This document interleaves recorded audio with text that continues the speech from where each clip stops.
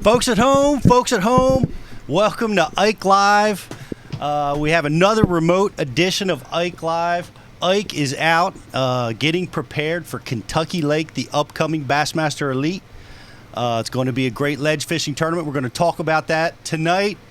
We've got a great show set up for you guys. We got Jacob Wheeler, the youngest guy in the sport to accomplish everything. It's amazing how much he's accomplished at such a young age. We're going to have him on tonight. Mike's going to be with us, Skyping in here momentarily.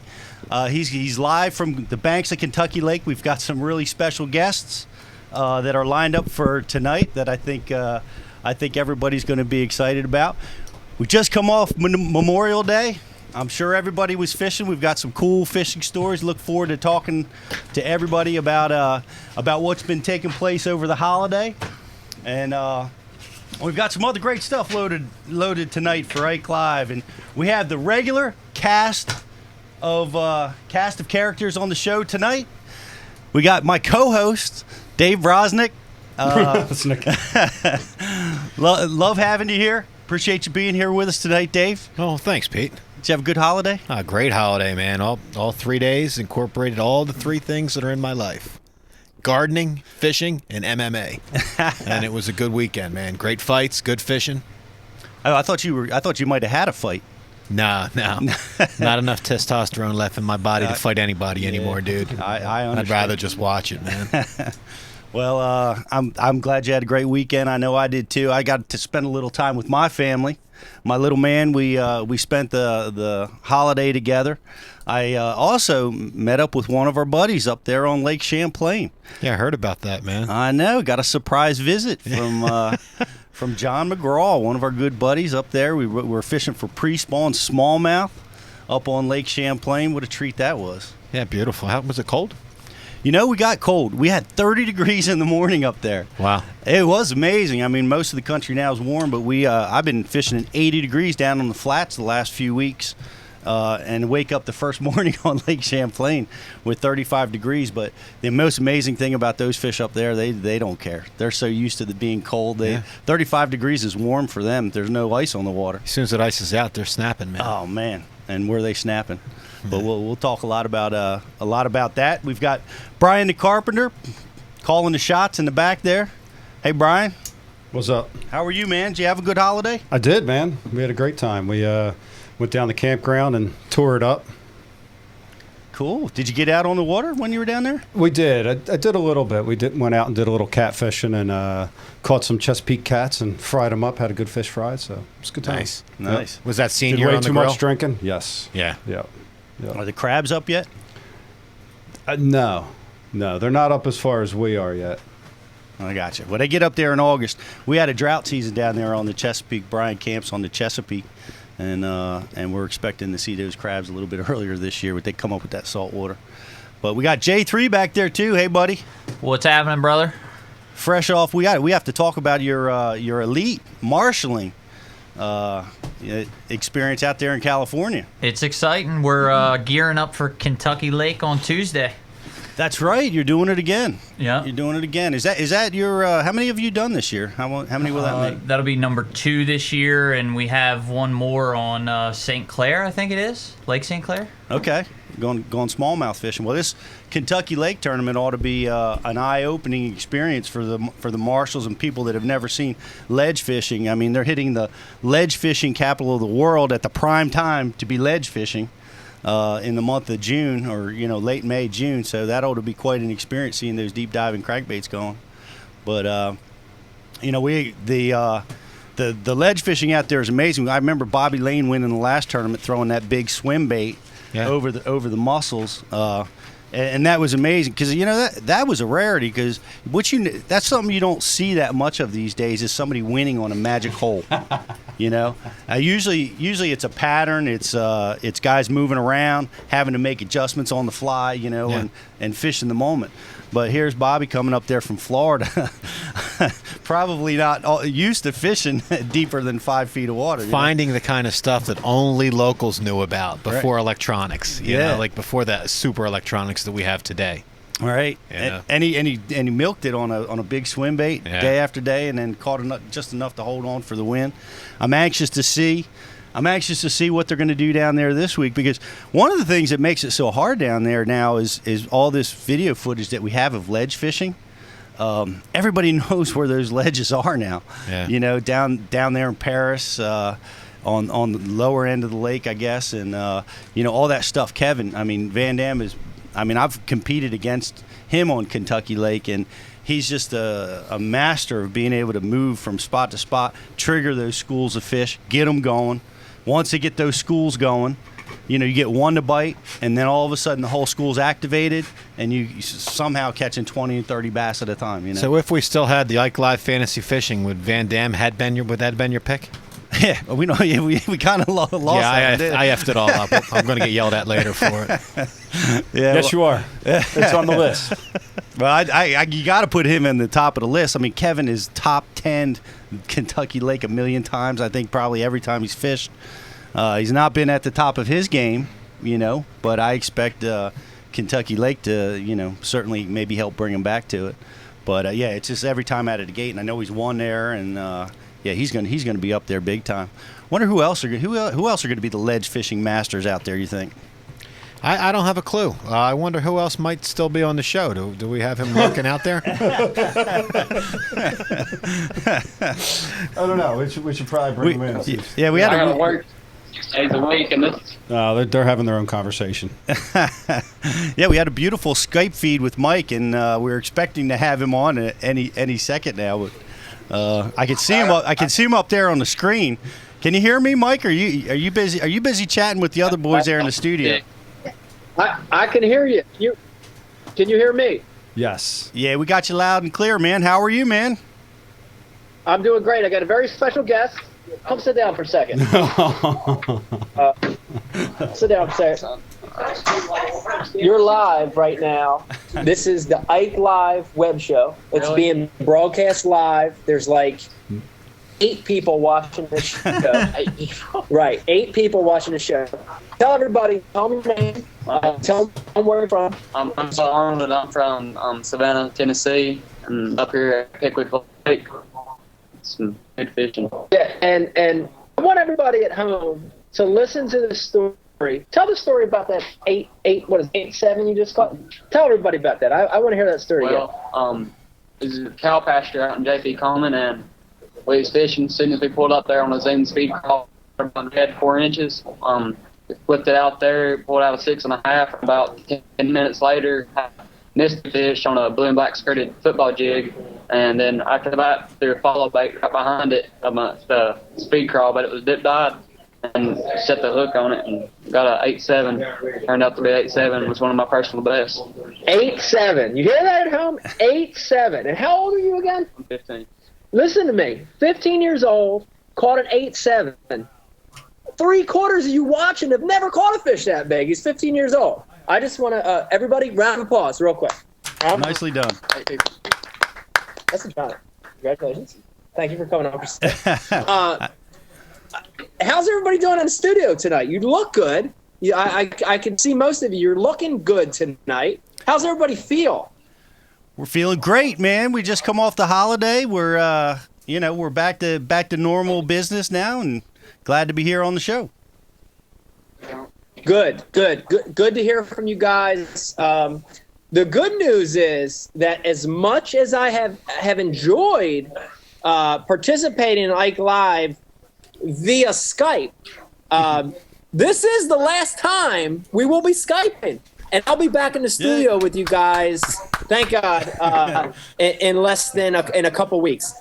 Just joining me to my right here, just sat down, is our beautiful co-host of the show, and my wife, Rebecca. Hey, Rebecca. Hi, everybody. Hi, Becky.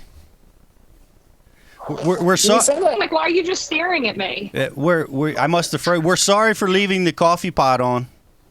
I will. And what did I say in my text message? I will. you in this. Don't you burn down the studio. Don't you burn down the studio. Okay, we'll do That's better. okay, We'll guys. do better Hey, next but time. listen, Pete, did you weigh in yet? I did. Well, what's the story? Well, you know, I had kind of a stable week. I held my weight at 233.5. So I actually gained a half a pound since the last time. But I'm overall still down about 22 pounds. Yeah. Yeah. And tell everybody what you're going to do with this with this the fetus bed, the weight loss. Well, I'm going to start my modeling career. And after that, I am actually going to be donating Your pants to a hot air balloon company, or what? Sorry. Exactly. Exactly. And after that, I'm going to donate rods and reels to the Ike Foundation for every pound that I do lose. Hey, Outstanding. that's what I'm talking about. Take what I can get, man. Oh, wait a minute. Hey, Becky. Hold on. Hold on. A very special guest joining us live. Hold on. Oh, come back here. We had a very special guest joining us, but she ran away. Hold on. Too cool. Oh, my skit. Let me change it back from Pete Live. Is our feed that bad? Is our feed really bad? Yeah, it's pretty bad. The audio is really, really choppy. And you're freezing Audio up. chop- I'm wondering if it's because there's so much going on in the background, and sometimes the more things that are happening, there's that much. When everything's still, things get clear. So tell them stop moving. Or just get out of the picture. Yeah, tell all them heads in the background, those foggy heads. All right. Well, what we could do here is we could try to move. You want to try to move to the boat? We could do the Ike Live show from the bass boat. From the butt seat. Come with you. All right, froze up. Froze up. Pete Live. Who's in the background there? Was that some of the special guests I think so. Go ahead, brother, run with it. maybe that we're going to have tonight? Yeah, I don't know. Hey, I heard we got a lot of special guests on the plate here. we have one special guest that came in. You We did? have the guy who filmed the audio from the back, or filmed the video from the back of Mike's boat when KVD and him got all tied up. We do. Yeah, we can call him in right now if we want to. Should we do that? No. No. What's that? We can at least have Mike for that, don't you think? Well, we're trying, but Yeah, let's wait till we get a good feed from him, because he's like a pretty important part of that whole incident. All right. So anyhow, to clue people in, there's a chance that in addition to talking to Jacob Wheeler tonight, Mike is at the campground and he's got Chad Morgenthaler next to him, Randall Tharp, Kevin Short, Cliff Crochet, and some guy Jared. Some guy Jared. Some guy Jared. Captain Awesome. Captain Awesome. Captain so Awesome. Who, Sales Jarrett? Or Sa- Jared Littner? nah. Sales Jarrett? No. Jared from Sales. Yeah. And from Bash University. Jared from Subway. So. Yeah. Yeah, Oh, so Lord. it's a crowded this, house. So this weekend, my son David got his first snakehead. That's amazing. Got a 3-pounder on a buzzbait. Wow. It was outstanding. That is outstanding. A snakehead, for those of you that aren't from this area, is an invasive species that's like taking over the planet. And it's all in our waterways here on the Delaware River and the Chesapeake. Where were you guys fishing? Well, we were fishing a little creek that connects to Newton Lake in Collingswood, New Jersey. But there's a funny story to it. So we launch our canoe, 'cause it's a canoe lake, and there's there's that guy on the shoreline. It's like right over there. I had a 15-pound perch on the other day, and it's like, oh, all right. So he watches Dave catch this snakehead, and I'm congratulating him. It's like, dude, you got a snakehead, and it's pretty, it's huge. So we throw it back in the water, and this guy, you would have thought, he's like, you gotta kill them. And my son's looking at me, completely confused. He's 6 years old. Right. You're like, why is he saying we gotta kill it, Dad? And I was like, all right. So I tried to explain to him, and it still didn't make any sense to him. He's like, but why do we have to kill it? I don't kill him. I mean, that's it just doesn't. Boo. You could be arrested. What, in New Jersey? I don't know about the regulations, but you're required to try to kill them once they're caught. It doesn't feel right killing I them. agree with It you. really doesn't. I don't know. I have a hard time with it myself. Yeah, You know? I did it. I've killed them. Yep. We've Down got Mike the tongue. back. Let's check his feed and see how it is, man. Hey, man, you back with us? Yeah, how was my feed? Dude, like 1,000 times better. 1,000 times better. Okay, that's good. Yeah, what'd you do different? I just moved. There was too much happening, man. It was, yeah, that looks really good, man. Yeah, You look- way better. You look amazing. Way better. Hey, Becky, so just to give you an update on your garden, all your butterscotch bushes, they're in full bloom. Your carpet roses by your garden, full bloom. Your Irish moss that you put between the rocks, outstanding in full bloom. You did a good job back here. Thank you. Yeah. Did you take pictures for me? No, let's not get crazy.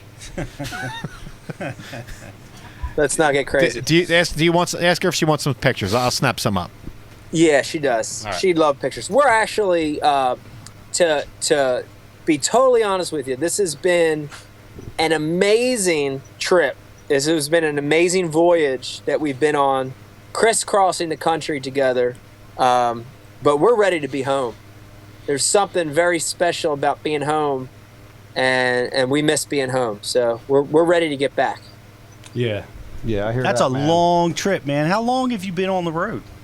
Well, it's approaching 3 months. Good. That's Wow. 3 months on the road, 5 derbies,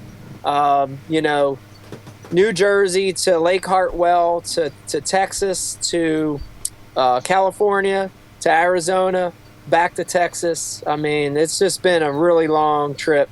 We're ready to be back. When is that day, Mike? When are you coming back?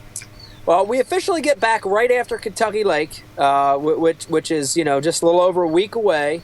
So, I can tell you my goal here is to end this trip with a really amazing tournament. We've got this one on Kentucky Lake coming up. It's going to be an offshore, deep ledge kind of bite. I love that kind of style of fishing. I love that way to catch them. So we're going to try to end the season here with a bang, hopefully, or end this trip with a bang. I'm sure you will. And, I guess that gives us guys about a week to get our bags packed and get moved out of here. Yeah. Get that window fixed. That's Yeah, funny. please fix everything that's broken. That would be good. You remember that cabin we rented at Thousand Islands, Mike? Oh yeah. And that was a little bit trashed. Well, we might have a corner full of trash here that No, we don't. might welcome you home. The toilet on the third floor is clogged. You might want to get a plumber out here for that. Yeah, when you allowed Bob Soley in the studio, Mike, he kept good on that upper decker promise. Wow. I was going to say, I didn't guess Bob. I guessed that was Pete Glusick, because Pete actually blew up a toilet at my uncle's house before. And then he to repair the ceiling and full plumbing. So I was sure Herb did that. The love that I feel in the studio, it's Overwhelming. it's overwhelming. We're underwhelming, right? It's underwhelming. Or It's so. underwhelming. It's underwhelming. Well, let's take this time real quick to do a little bit of personal business. I don't know if you guys already said it. There was a few little breaks there, but we always want to start the show by thanking our men and women in the military. Thank you guys for what you do. Active military and veterans. It's a crazy world we live in. Thank you for protecting our freedoms. Also want to send a special shout out to all our policemen, our firemen, EMT out there. Thank you guys, thank you ladies for what you do. It's amazing. Want to remind everybody, this is a really cool sweepstakes that's going on right now. And if you haven't tuned into an Ike Live before, Ike Live show sponsor number 1 happens to be Xmark. And I know you've heard the name before, and when you hear Xmark, you know what Xmark means. It means the world's best, fastest lawnmowers. And they're running a sweepstakes right now called the Take Back Your Weekend Sweepstakes. There are a few weeks left in this promotion, and it's real easy. All you have to do to enter for a chance to win a lot of prizes. They're giving away a lawnmower, they're giving away fishing equipment, but the big prize is a fishing trip with me in the fall. If you want a chance to win one of those prizes, All you have to do is go to xmark.com/weekends and submit just a small little video on how you're going to take back your weekends. You could shoot it with your phone. You could shoot it with a GoPro. You could shoot it with a Fisher-Price toy camera. Whatever you want to use. Shoot the video, submit it to that website, and you can win some big prizes. I mean, I'm pretty excited about this contest. What about you, Dave? Are you excited about this? I think he is excited about it. Are you excited about the Xmark contest, Dave? I can't wait because the fix is in on me winning it. Ah! It's a fix. There's a fix going on. It's pretty interesting. It'll be under my alias. Gotcha. So, everybody okay? Yeah, we got you, man. Okay. Wanted to catch up with that. Wanted to also remind you that Ike Live has entered 2015, has entered the modern era of technology and social media. Want to remind everybody watching that we now have our own social media sites. That's on Facebook, that's on Twitter, and on Instagram. And we want you to go to those pages. We want you to like them and share them with your buddies. But tonight, we're running a special promotion, and this is for a Fishity gift pack, which includes a 1-year membership to Fishity. And that's an amazing website. I know you know about it. And all you have to do tonight is take a picture of yourself, and I want you to take a picture of yourself making a face similar to what Kevin Van Dam's face looked like when I caught a 5.5 pounder under his boat. There's one right there that we're showing right there. Brian the Carpenter, show that picture. Here's our first submission of the night. That actually looked a lot like it. I got to be honest with you. Take a picture of yourself with KVD's face when I caught that 5.5 pounder under his boat. And we're going to select a winner tonight. Send it to our social media sites under the hashtag WatchIkeLive. Hashtag WatchIkeLive. Send that picture in, and you could be the winner of this amazing Fishity gift pack. What do you think about that? I'm entering. Let the pictures come in, man. Okay. And I want to tell you something. Joining me right now, I just walked up. I told you we're going to have a lot of special guests tonight. And I want to turn the camera here. Joining me, I know you all know this guy, very famous in the fishing circles here.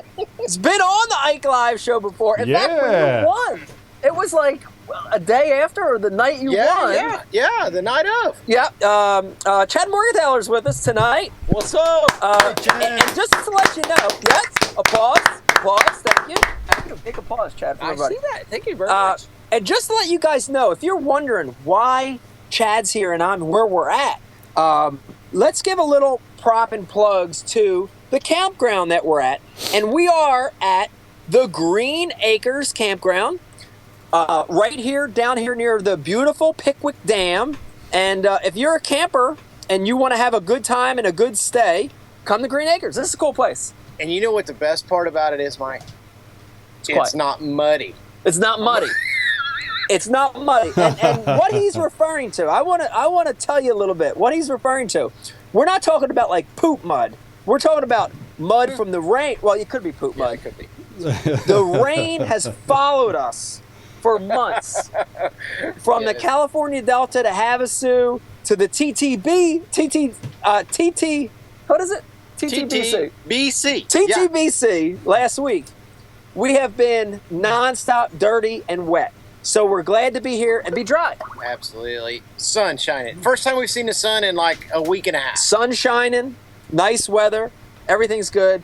Tell everybody a little bit about what we're doing here. We're relaxing, but besides that, what are we attempting to do out here on Pickwick Lake?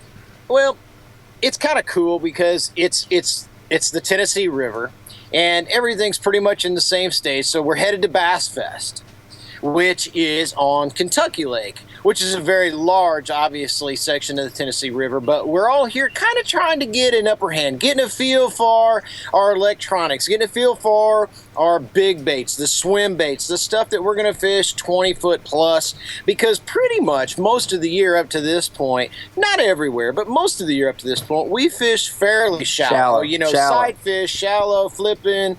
So it's kind of nice to get back in tune with everything. I mean, you don't lob a piece of metal the size of a tennis shoe out there without a little practice. And I'm talking about the giant Ben Parker spoon that they catch fish on down here. It's ridiculous. Yeah. So, which, by the way, they're about $20 a piece, and I lost one on the first cast. First cast. $20 down the drain. Not Gone. the first cast. So I guess I won't win the tournament on that. You're just going to use a regular spoon. I don't even know if I'm going to use I think one. you should tie on a Johnston silver minnow and try the same thing. Go old school on them. Why not? Exactly. Is it legal if we lashed 6 or 8 of them together? Is it too much like I that? don't see why not. You think it's too much like an A-rig? I don't know. I think Question for Trip. I think we can do it. It is a question for Trip. But anyway, Chad's right. We're here practicing. Similar layout. We're getting in tune to what the fish are doing. And we're getting to relax a little too, mixed in. It's a little more laid back. We're drinking beers, we're talking, we're hanging out. It's a good couple days before a hectic week next week. It is. And your wife today, I've been out on the lake pretty much since about 7 o'clock this morning. I come back and my wife showed me a picture of what Becky taught my wife to do today. Yes. Let's talk about that. That's kind of what I thought. It's like, all right, this could be interesting. Yeah. So she shows me a picture, has photos of what happened. Photo. Whoa. We got photo? Photo, Yeah, yes. photos. Becky taught my wife how to freestand on her head out in the middle of the yard today. How to do a headstand. Yeah. Just in the middle of nowhere. Yeah. Just a headstand. Just stand out there in the grass on your head. Were they wearing skirt? Were they wearing skirts or anything, guys? Yoga pants? No, that'd be pretty awesome if they were. I don't know. I kind of think they had yoga pants on, but I'm going to suggest the skirts on the next headstand should. session. That would be a good I'll idea. second would that. Oversized sundresses. Yeah, Yoda pants were good, but skirts would be better. What was that comment? I didn't hear it. Oversized sundresses, please. Nice sound effect, by the way. Oh, man. Another professional sound effect. Oh, yeah. Cool deal. What are you drinking? Going out again? I'm going out again tomorrow.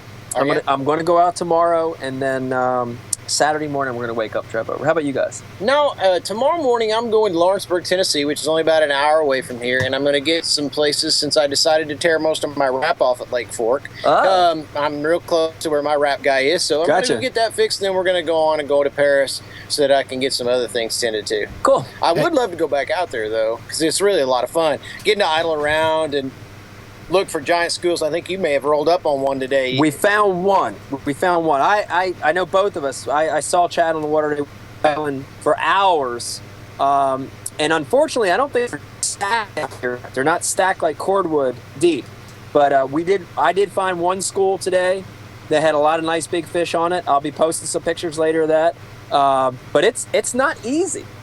You got to work to find those schools. It's a lot of idling time. Yeah, and it gets you get sleepy because you're just looking back and forth from one graph to the other and watching the map, but then all of a sudden it lights up and you're like, oh yeah, Hey, baby. Mike- It's like everything else. It's 6 or 8 hours worth of work for 1 or 2 really good spots. 1 or 2 really good spots.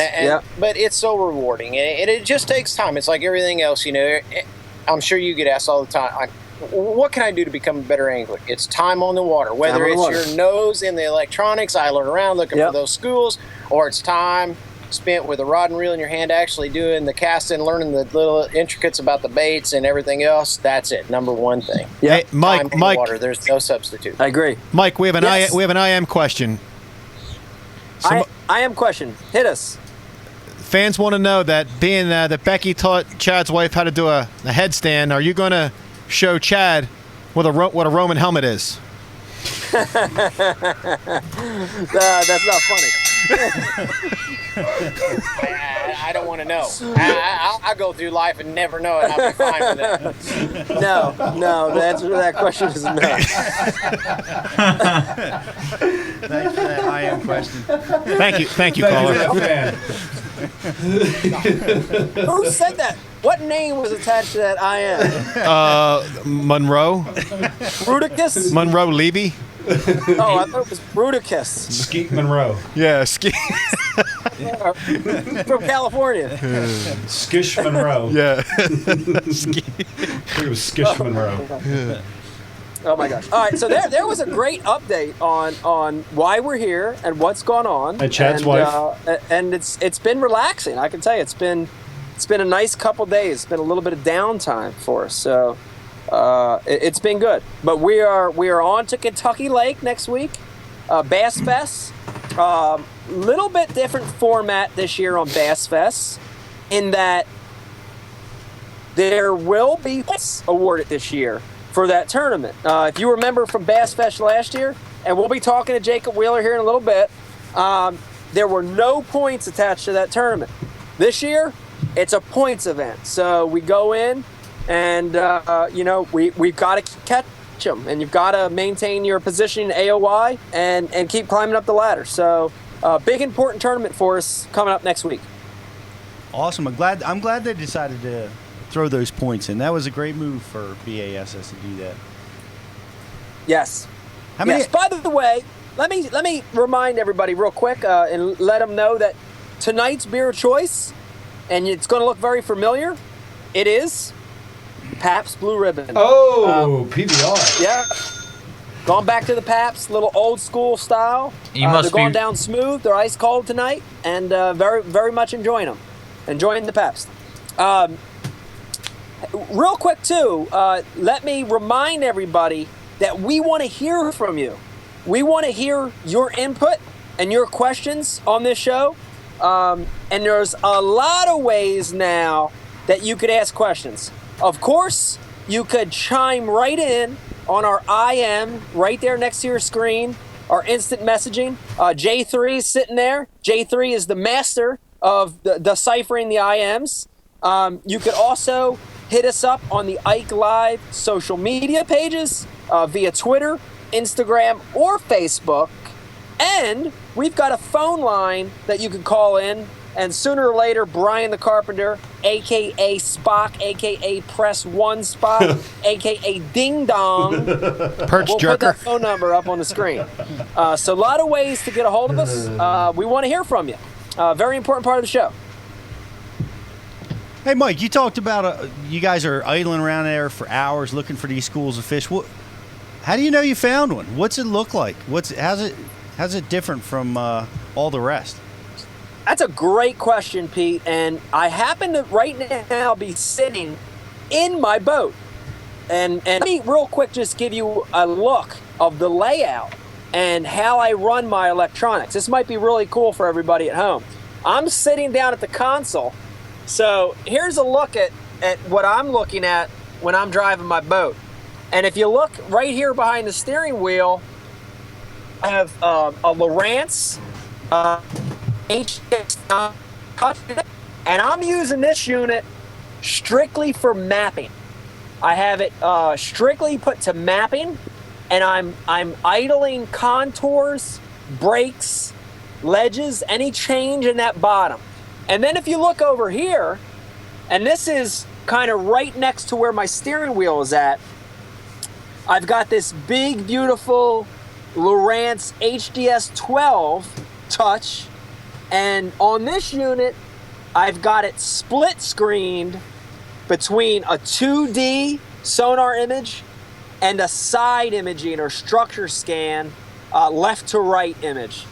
And, you know, when I'm idling out there, when I'm idling along these contours, you know, I'm looking for two things. I'm looking for irregularities in the bottom, change in the bottom contour, pieces of cover in reference to that change.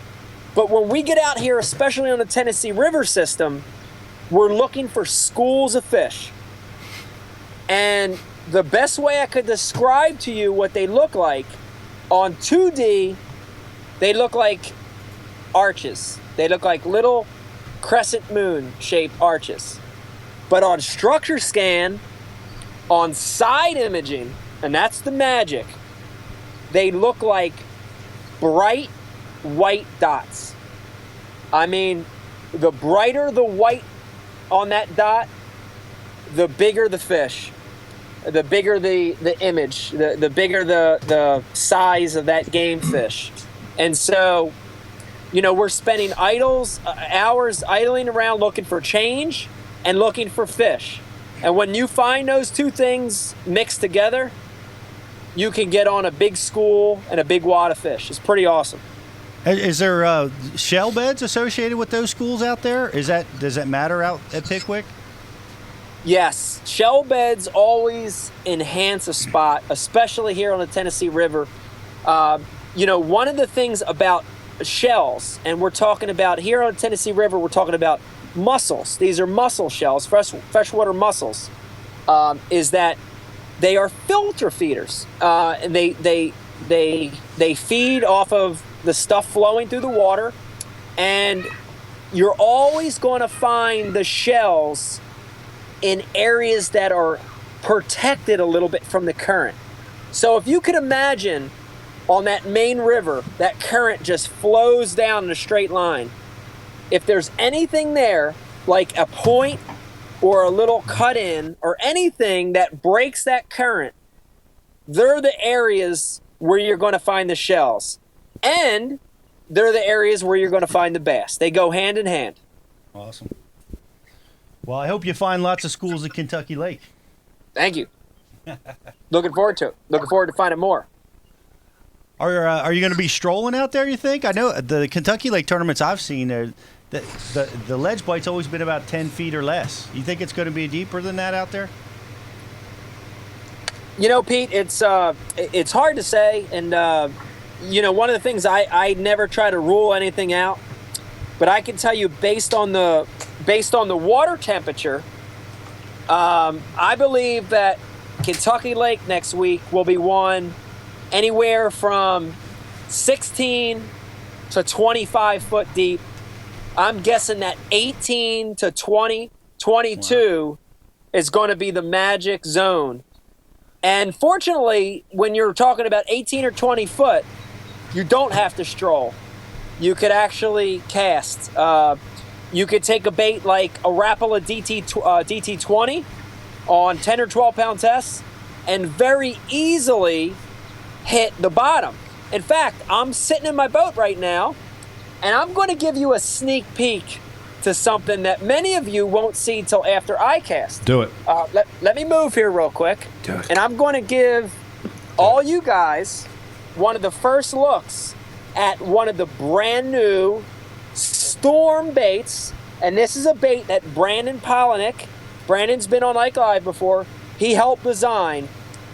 And this is a Storm Arashi bait.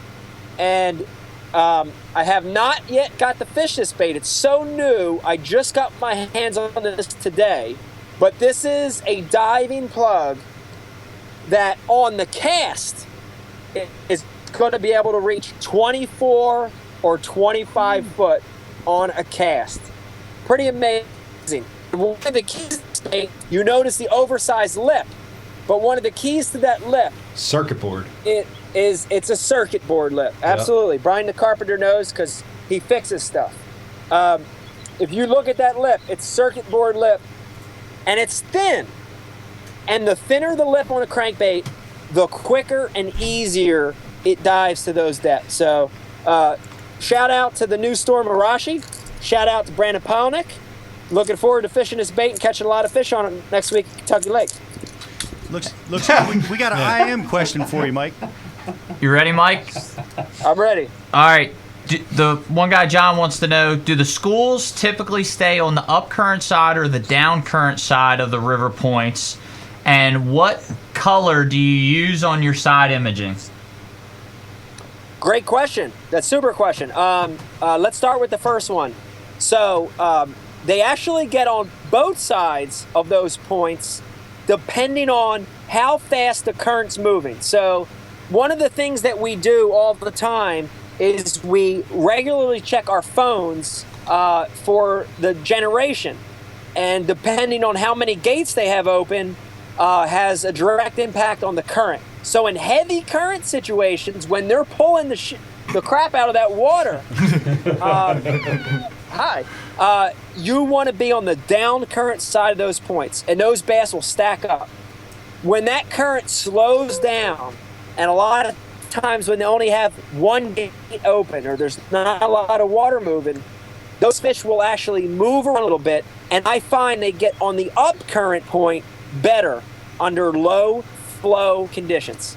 The second question was talking about the color palette on my structure scan, and I actually have two that are my favorite, and my new favorite color that I've been using is actually the white and palette. And again, the reason I love the white blue palette on my structure scan is the fish pop as white dots, really bright, and you're able to identify those fish from the bottom really easily. The other palette that I love, and one that I've used almost day one, is the what I call yellow or orange palette. It's like a yellowish amber, bright orange palette. Another great color palette to help identify your targets from the bottom. So I switch back and forth, but the white and blue palette, phenomenal. What was that first one, Mike? You kind of broke up when you were talking about the color of the first palette. The first palette was white and blue palette. White and blue. White and blue. White and blue. Yeah, the nice thing about the white and blue palette is it really helps your targets pop. It really helps you identify the fish and separate fish from the bottom. That's a real important thing on your side image. What do you think about that shallow water bite up there in Kentucky? It's famous for the bushes bite. You said you guys been getting a lot of rain. Is the lake in the bushes? Yes, the water's up, and I tell you this, Pete, there's plenty of fish to be caught shallow. I believe that a lot of these guys will fish shallow. But I can tell you, I have sign on the line right now and guarantee that this person will never do shallow flipping bushes in the end of May. If this was early May or April or late March, there's a real good potential it could be one shallow. But this time of the year, with the water temperature being in the low to mid 70s, it's going to be dominated by the fish offshore. I'd be really shocked if any of the top 12 fish shallow. I'll be almost positive they all fish 15 or more. Yeah. Yes. You don't have to readjust. Yeah, that's what it's always been down there. I think you're right. We've seen that over and over again on those ledge tournaments, man. It's so hard though, because it's so fun to get up there and flip those bushes, because those fish are so aggressive. They hit flipping baits and frogs and all kinds of cool stuff. And contrast that to spending 8 hours a day idling, watching your sonar, looking for a spot. So it's very attractive to get in there and fish bushes. You can understand why guys might want to do that. Yeah, and you could get bored and you can get discouraged real easily when you idle forever and don't find any. You look up there and you see shad busting. It calls you there. But if you want to win here, you got to have the strength to stay out there. And Chad made a real good analogy. A lot of times you're idling for 8 to 10 hours a day for 1 or 2 spots a day. And that's my mindset. That's what I try to look for. Awesome. Have you been able to figure out how to see those shells on your sonar yet? I haven't. I'll be honest with you. I'm not that good. Some of these guys, they could look at a white dot and say, that's a bass, that's a white bass, that's a catfish. I can't do that. Yeah. Some guy can say, that's a shell bag, that's a shopping cart, that's a used condom laying on the bottom. I can't do that. I'm not that good with it, but the one thing that never changes is identifying those areas of change, and I'm really good at finding those kind of areas. So I'm not that good yet, Pete. I'm still learning. Yeah, that's a neat. When I hear guys talk about being able to find that stuff with their sonar, but I can't see it yet. But boy, wouldn't that be nice if you could? It'd be great. It would save a lot of time. It would save an immense amount of time. We're only a few years away from that. Yeah. Well, guys claim that they can see them, but they're only, they stick out maybe just a little bit off the bottom. I guess what I mean is we're only a few years away from, like, actual identification of what something is. Yeah. The technology advancement. Yeah. Yeah. Sure. I would agree. It keeps going. If they put the amount of research into this as they'd have camera lenses, say, it would have been done already. That's true. Well, they got some neat stuff. There's some of those 360 units that you can see around the boat, and Garmin has the pan optics, which shows you some real-time fishing in front of you. So there's some really high-tech stuff that's coming. I'm sure there's more and more coming every year. Pretty soon we'll be able to tell. Yep. It'll be fun out on Kentucky Lake, but some people think that that's cheating, and we shouldn't be allowed to have GPS or sonars in the boat. Good luck with that.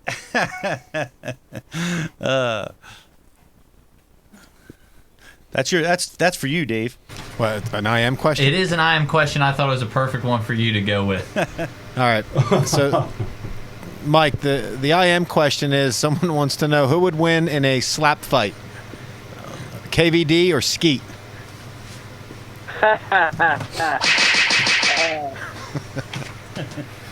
I'm going KVD because of the reach. At this juncture, wait, with that question, we have another special guest that just popped in the background. Oh my God, will you look at this?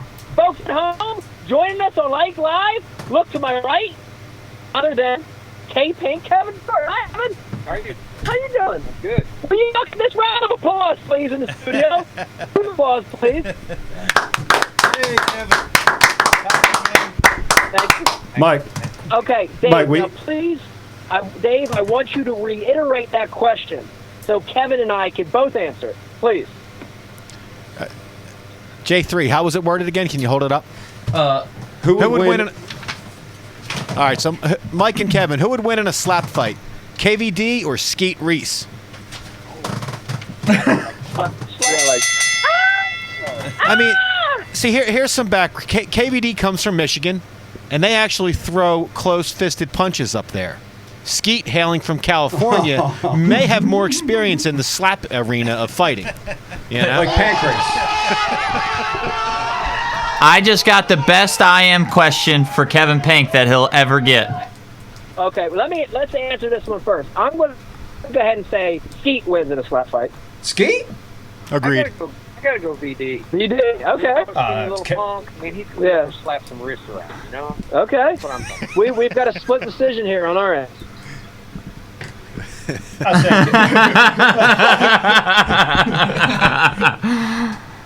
All right, what do we got? All right, Kevin, you ready? This is live, local, late breaking, coming from straight to you. Stop screaming. Fink would like to know, that's the guy's name on the IM question, can you ask Kevin if he only likes pink boats, or is there something pink he likes more than a boat?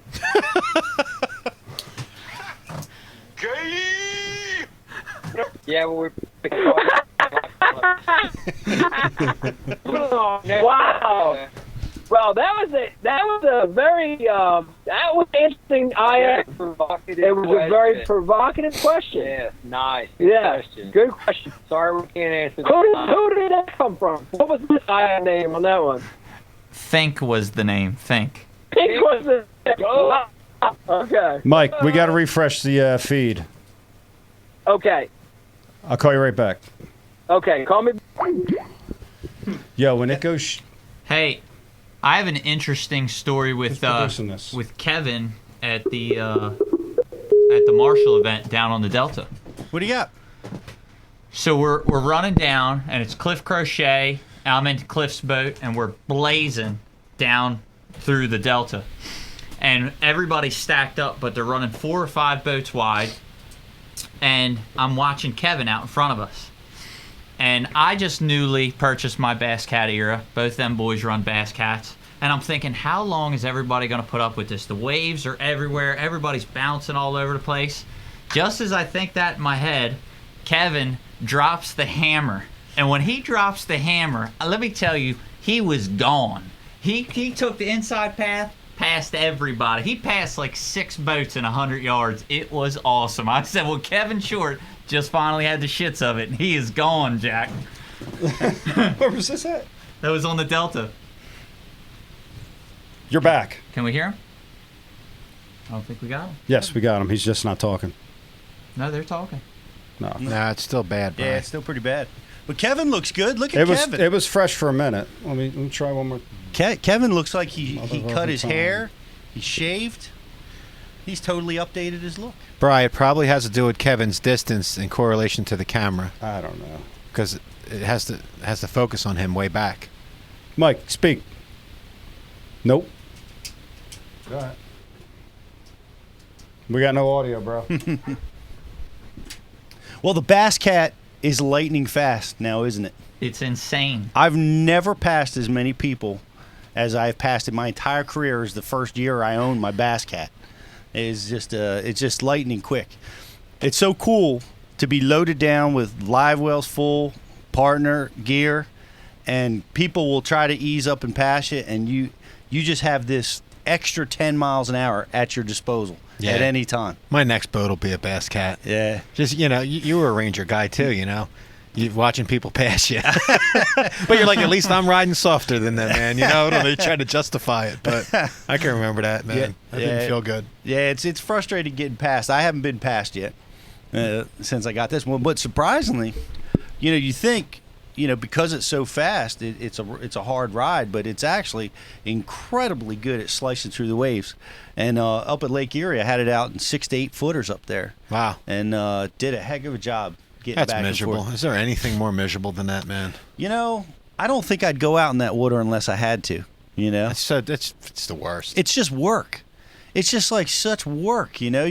Every wave you have to battle through, and every wave you're getting soaking wet. Because it's 30-mile-an-hour winds, especially up there, because it's just like it's from everywhere. It's just not. It doesn't roll like it does on most of the bodies of water that we're used to fighting. It can be nasty that way, depending on where you're at, and but it always blows. When they send us to the Great Lakes, it's just part of the gig. The hardest part is fishing in it. I get used to it this year, my friend. Yeah, right. You're going there damn near October.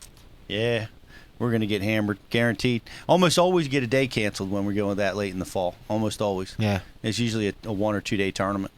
Restrict you to the bay.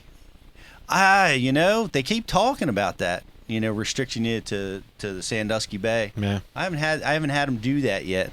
But they usually will cancel a day instead. I think they did it last year for the Federation event. I think there was a divisional on Erie launching out of Erie, Pennsylvania, right? And they restricted them to that Presque Isle Bay. Presque Isle Bay, yeah. We've had some nasty experiences up in the big water. One of our boys, Bob Soley, sank his boat, or tried to. Yeah. We were up at Lake Ontario, and I'll never forget it. We had 10-foot swells. You're in big water when they give you the wave heights in meters. Yeah. I never had that yet, dude. And you're up there, the forecast coming out of Canada says, well, we're going to see 2 to 3 meter waves building to 3 to 4 meter waves by noon. Are they back yet? He's back. Hello. We got you. I was yelling. Happened there, Brian? I don't know, but don't move. Every time you move, everything goes to shit. I think you hit a button. Yeah. He hit a button. I spilled water on the soundboard. Stop moving your head. Freeze. I'm not going to stop moving. Totally stop moving? Just your lips. Okay. Kevin, don't blink. Stop smiling. Nope. All right, go. What?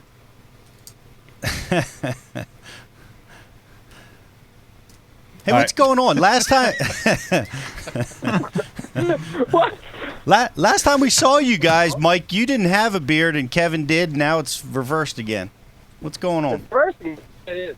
Well, I'm going a little trouble back. I haven't got a haircut. A little scruffy. Yeah. Kevin got a haircut. Got a haircut. Whew. I shaved my bush. Interesting. Manscaping. Man, I was a little manscaping the other night. Thanks for sharing. Yeah. Kevin, why don't you give us like a pink mohawk one of these tournaments, man? That'd be awesome watching you blaze down the lake with a pink mohawk blowing in the wind. Nah, that'd be kind of gay. No, not a mohawk, dude. They haven't taken that. I don't think they want it. Yeah, no. The guy that drives a pink boy. boat. All right. Well, Yeah, I should know. do you want to play an Xmark spot? We have the entrance from the contest, Mike. Or But we do want to see that. we do do. want to see that. Yes. Eventually. When do you want to do that? We're supposed to whatever get you want. we're supposed to get Jacob on in 3 minutes. And got any questions? I do not. Oh, great. How you guys doing in the classic hunt, man? It's been a great show. Thanks for watching. How you guys sitting right now? How are we doing in the classic race? Yeah. How you guys holding up? I'm in 18th. So. That's strong. Okay. I've had a bunch of mediocre tournaments, so. Well, you got to be happy with that. Mediocre tournaments and you're 18th. It's keeping me in there because I haven't had a bomb yet. Right. Yeah. When you don't have a bomb, you can do okay. I've had a bomb and I'm in 52nd. 52nd. Trying to fight my, claw. I started off with a bomb. Yeah. And now trying to make up from a bomb. Well, what you last year though. Yeah. I mean, you could do anything. Well, yeah. I guess so. Yeah. Anything's possible. That's right. Anything's possible. Hey, well, I got good news for you guys. Yes? I fished the Chesapeake today for the first time in 5 days, and the big girls are all over the place.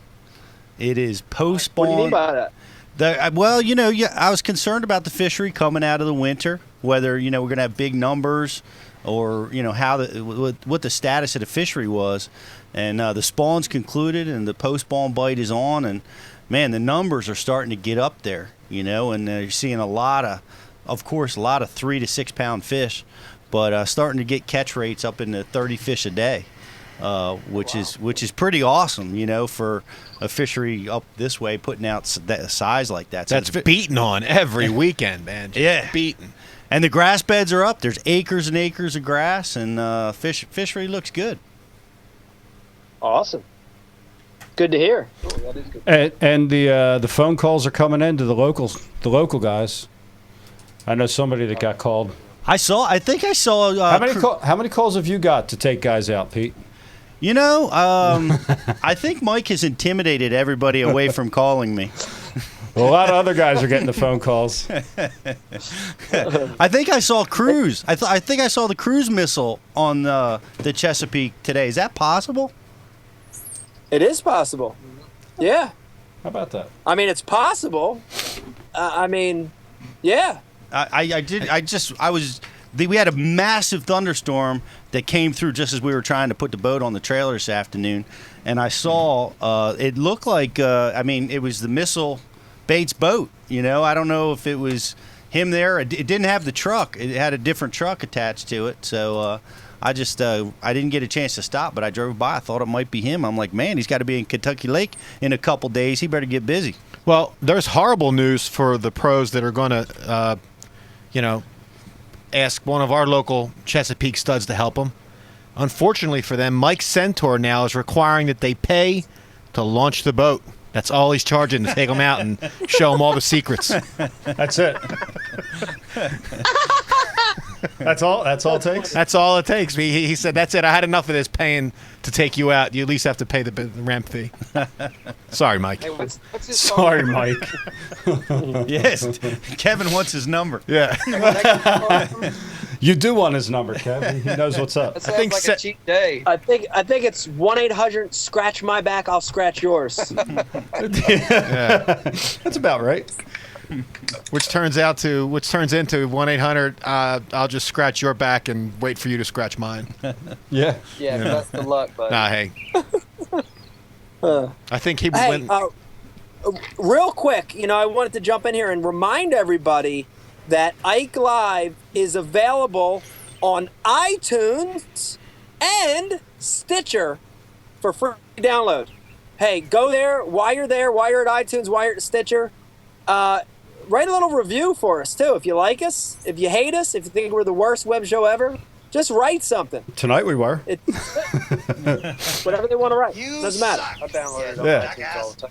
Yes. I don't always get to listen to it live, Yes. so I go and download it and then listen to it while we're See? at it. Kevin downloads Cool. it, so it's a good system. That's very cool. Real quick, too, for those of you that are techie and new and interesting, we do have a new technology, Brian, that we're working on for Ike Live. You want to tell everybody about that a little bit? Periscope? Or Periscope? what is it? Periscope. Periscope, okay. It's a new product for those of you that, from Twitter. yes, Twitter. Yes. Okay, It's a Yeah, so live all- stream all from you- your phone. gotcha. Our timing's perfect. Periscope. You go. Periscope. Periscope. There it was. It was Periscope. great. I like it. What does it do? You can, what is Periscope, What right? does it do, Brian? You live stream a broadcast from your phone, and you have a following just like you have with Facebook, Twitter, Instagram. You get followers, and they'll get a notification when you decide to broadcast.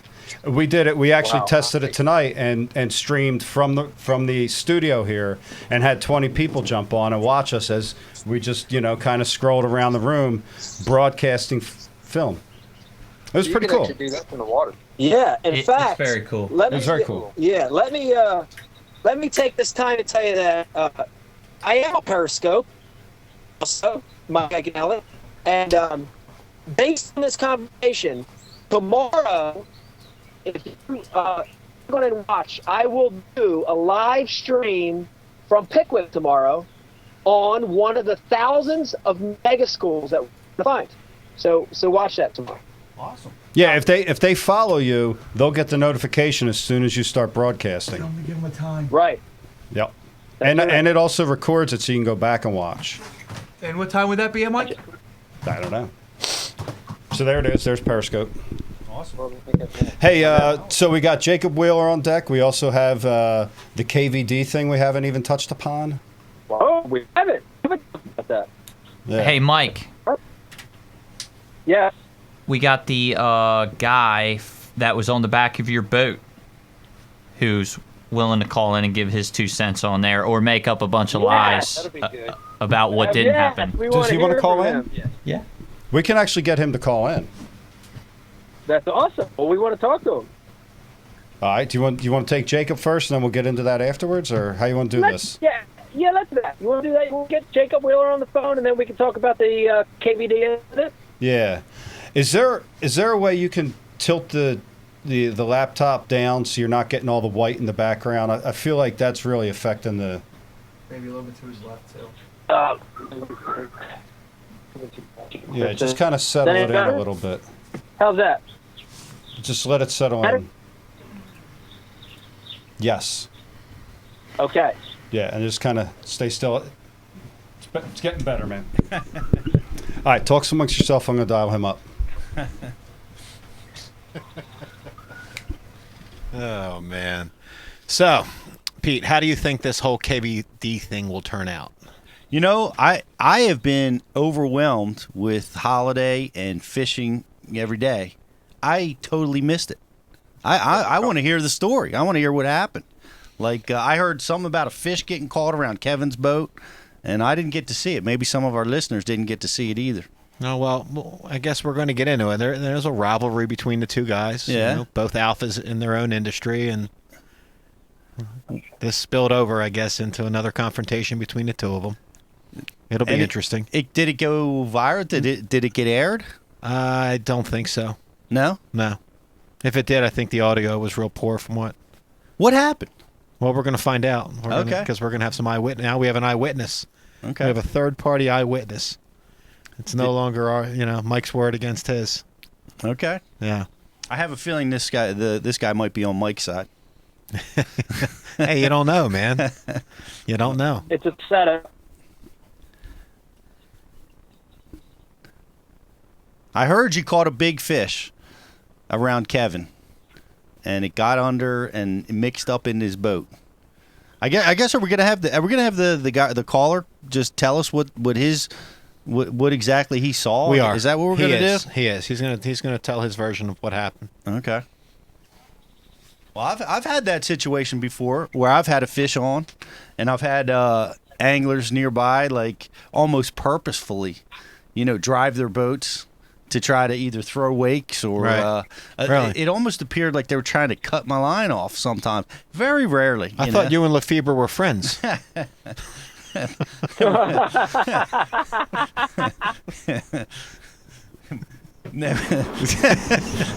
It wasn't him. No, but people can get nasty, when that sort of stuff happens. I'm anxious to hear what this guy's opinion was. Yeah, we'll see. So J3, while we're waiting to get on, we have Jacob. We do. Okay, Michael. Folks at home, joining us live, the phone from somewhere in the United States of America. Jacob Wheeler, everybody.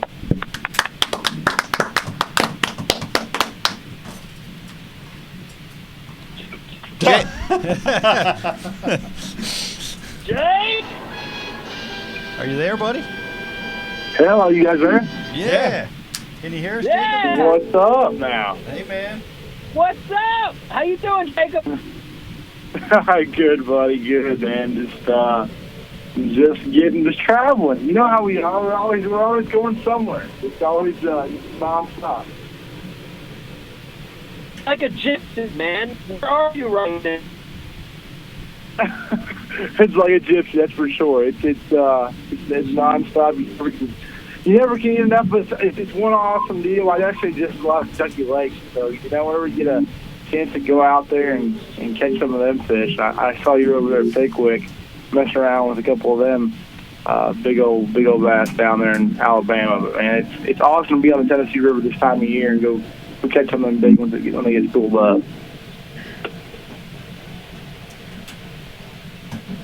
Y'all there? Yeah, we're here. We're waiting for Mike's feed. We're having a little trouble with his feed, Go Jacob. ahead, Pete. So take over here while Mike's But yeah, that's cool. Are you headed to Kentucky Lake right now? Are you already there? No, so I was, obviously fishing at early school in the last year, fished BASSFest, but I'm fishing BASSFest this year. So with a little bit of time coming back from Lake Fork, Ike and I we both fished, down at CBC down there in Lake Fork. And so coming back from Lake Fork, I'm like, I live in Indianapolis. I live about 5 hours from Kentucky Lake, and I said, a buddy of mine was down there, and he's like, dude, come on, slide by. Let's go catch a handful of these bass right now, because, this time of year, June, first week of June, around it, last week of May, BASSFest is coming up down there. It's just the prime time to go to Kentucky Lake and catch a lot of fish, and catch a lot of big fish, too, so... I couldn't help but pass up. I couldn't pass up the opportunity to go over there and try to catch a couple bass. Well, that's awesome. Well, you were the defending BASSFest champ, and when you fished there, that was a ledge? But I remember seeing some of that footage. Wasn't that a ledge tournament for you? Yeah. Ike was leading the first. The first day. That was. It was crazy to look at Lake Chickamauga. Chickamauga is a lake that I fished a whole lot, and I actually have a tour event coming up here in just about a week and a half there. But Chickamauga it's a different kind of lake. They were off the bank. Actually, Ike led the first day. You had a big bag. You had like 26 pounds the first day, and it was just a deal where you had to. You weren't getting a lot of bites. Normally on a Tennessee River lake, you get a lot of bites. You fire a school if you have 20 schools and you can rotate and you catch, 20, 30, 40, 50, 60, or even 100 bass a day if you get on them right. And Chickamauga, it wasn't like that. It was, you grind it out for maybe 10 minutes of, perfection a day. You get 10 minutes of spurt a day where you can catch them really quick and you get that school fired up, and you might catch 3 or 4 and then the rest of the day it's just a grind. And so a lot of I had pretty big weight. I set 22 one day, the first day, and then I had over 30 pounds the second day, and then I had another almost like I think I ended up with 22, averaging 22, 23 pounds a day. But you see that and you're like, man, that was unbelievable fishing, but it was one of those grind drought events. And when you got a bite, it was the right kind. And it was really a difficult event, but it was a lot of fun. And it's a lot of fun to fish those off the bank events. It takes a little bit different. People think there's a lot of luck involved, but it's so much trying to figure out how those fish position and what they're doing and why they're doing something. And it's really a lot of fun. I mean, it takes to another level with your electronics and the mental side of things, being able to sit there and figure out timing too. But you said you had a lot of experience at that lake. Do you have a lot of experience on Kentucky Lake? Is this lake new to you? Well, Kentucky Lake is a lake that I fished. Not a ton. Kentucky Lake's huge, and this is how you gotta look at for those of the folks that are listening. We fish all over the country this time of year, and the primary pattern, that wins the majority of the events in the summertime is ledge fishing. And so we go to, we just came back from Lake Fork and Morgenthaler won the PBC. It was all off the bank. It's all figuring out where those schools of bass are and understanding, how to trigger those fish. And so that was, it was new. Kentucky Lake I fished for quite a few years now, but the cool thing about that lake is it's so vast. It's 150 miles long, and literally, you can catch a bass from dam to dam. And that's what's so cool about that lake. It's one of the biggest, it's the biggest Tennessee River lake entanglement, and there's just so many dang bass there. So now Chickamauga, I knew Chickamauga. Yeah, I knew Chickamauga. And that was something definitely played into my hand. You can mix it up and run around and catch a few fish. But Kentucky Lake's going to be a really interesting event for these guys in the Elite Series. I mean, it's going to be an absolute smash fest. They're going to have, I know Terry Scroggins and a couple of them guys were going down there to get ready, and practice starts I think Sunday. So it's gonna be one of them tournaments that it's gonna be a lot of fun to watch. Hey, Mike, are you back with us? He's gonna move inside. So. Okay. Hey, Jake, this is Dave. Jake, could you speak a little louder into your phone? Yeah, can you hear me? Hold on, let me see. Not now. A little bit better. Yeah, it's a little bit clear. I have a question for you. Are you married? No. No, I'm not. No. What are you laughing like that for, dude? Not right now. I'm 24. I'm 24 years old, and one day, but not right now. Well, perfect. Do you have a girlfriend? I don't. I don't have a girlfriend. Good. Maybe you can be the first. Maybe you can be the first young angler actually to come on our show that actually lives like a young guy on the road. Do you have any funny, good stories you can share with us without naming names? Oh, shoot. Just funny ones, man, that wound up bad. The ones that wind up bad are the best ones. No one wants to hear about the good one that you brought home. Everyone wants to hear about the real bad one, dude. Do you have any funny ones on the road? There's a few of them, but I don't know. I'm trying to think of a story that if there's one that comes to mind that would be beyond. There's a few of them, but none of that. I can't think off the top of my head that there's a whole bunch of stuff that I don't know. We'll see. Well, I don't know if I can tell you all. You can give it to us, buddy. There's always some stories. Like what? There's always stories. I can't tell you. Go ahead, let it fly. Let it fly. I can't tell you that one. Don't give in to the pressure, Jake. I can't tell you that one. So, yeah, Jake, it's gonna. Always stuff. It's coming, whether you want it to or not. So we probably will end up. We'll probably end up hearing it by the end of the night. There's no doubt. Yeah, Jake, this isn't one of those paperclip wristed shows where you're going to get questions about fishing. Everyone knows what you're doing out there. Everyone can read about what you're doing. Your fans want to know some interesting stories. Give us something funny. Give us something funny, not necessarily fishing related. that happens on the road. Because we know some stuff. Oh, you know some stuff. You're about to know what we know unless you give us something. Okay, here we go. So this is the thing. I mean, being on the road, it's tough. You go on the road and you have a family on the road. You get a family on the road, and man, I have a friend of mine that I room with, and he's sort of like a brother to me. Matt Airy, I room on the road. We're good friends. We spend a lot of time together. We hunt together and all that stuff. Well, Matt's always given me a lot of heck. He's a little older than I am. He's 31, 24. So, he looks at me like, hey, I'm his like younger brother sort of thing. And there's always stuff that goes along with getting out there on the water and trying to mess around with stuff. And I know he's gotten me a few times with little things and here and there, and I wanted to play a prank on him that I just felt like it would get him a little bit more than anything else. He always gives me a tough time about little things or whatever it is. So one thing is we all forget to grab something. We all forget to grab this or that when we're in the getting ready for the tournament. You're always trying to get ready. You always have everything you're trying to get together before you get out there on the water. And I remember, we were at Okeechobee, and I threw that the night before practice. I grabbed and I went by and I dumped all. He dumped all of the phone feed right there. That's what he dumped. Are you there? He's running. That was such a good. That was probably a very smart decision. That was. Because what the fans don't know, he was going to. You there, Jake? I'll go call him back. Oh, no, I thought... Go ahead. Fire in the hole. Well, no, it sounded like he was going to reveal what he did with the flute at band camp. I don't know.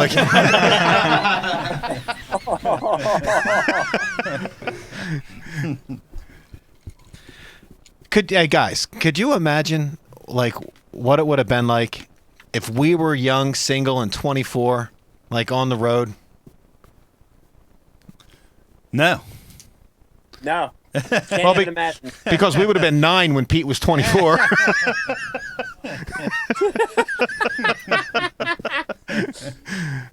Hang on, I'm having earphone problems here, man. Man, going right at him, Dave.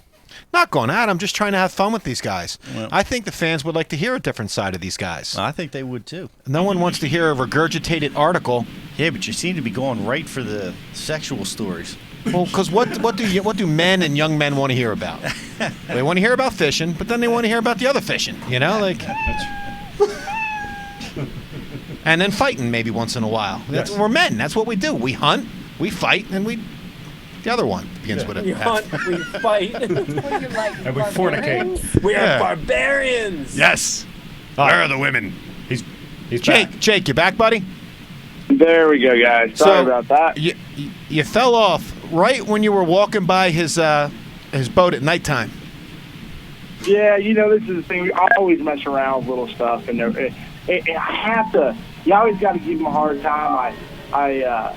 One thing is, it's pretty straightforward. I was like, all right, he's always giving me a hard time getting things together and whatnot, and we're out there, and I'm messing around with certain things and messing around with his tackle, and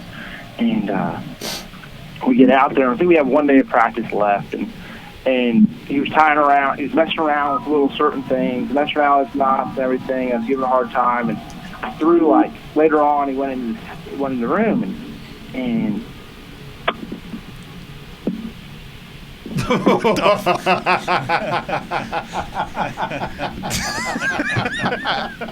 He's getting us. I love it. Okay. That's brilliant.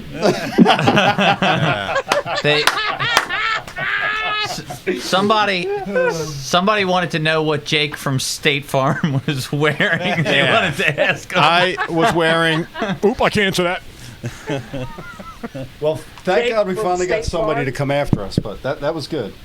So should we give him one more chance? No.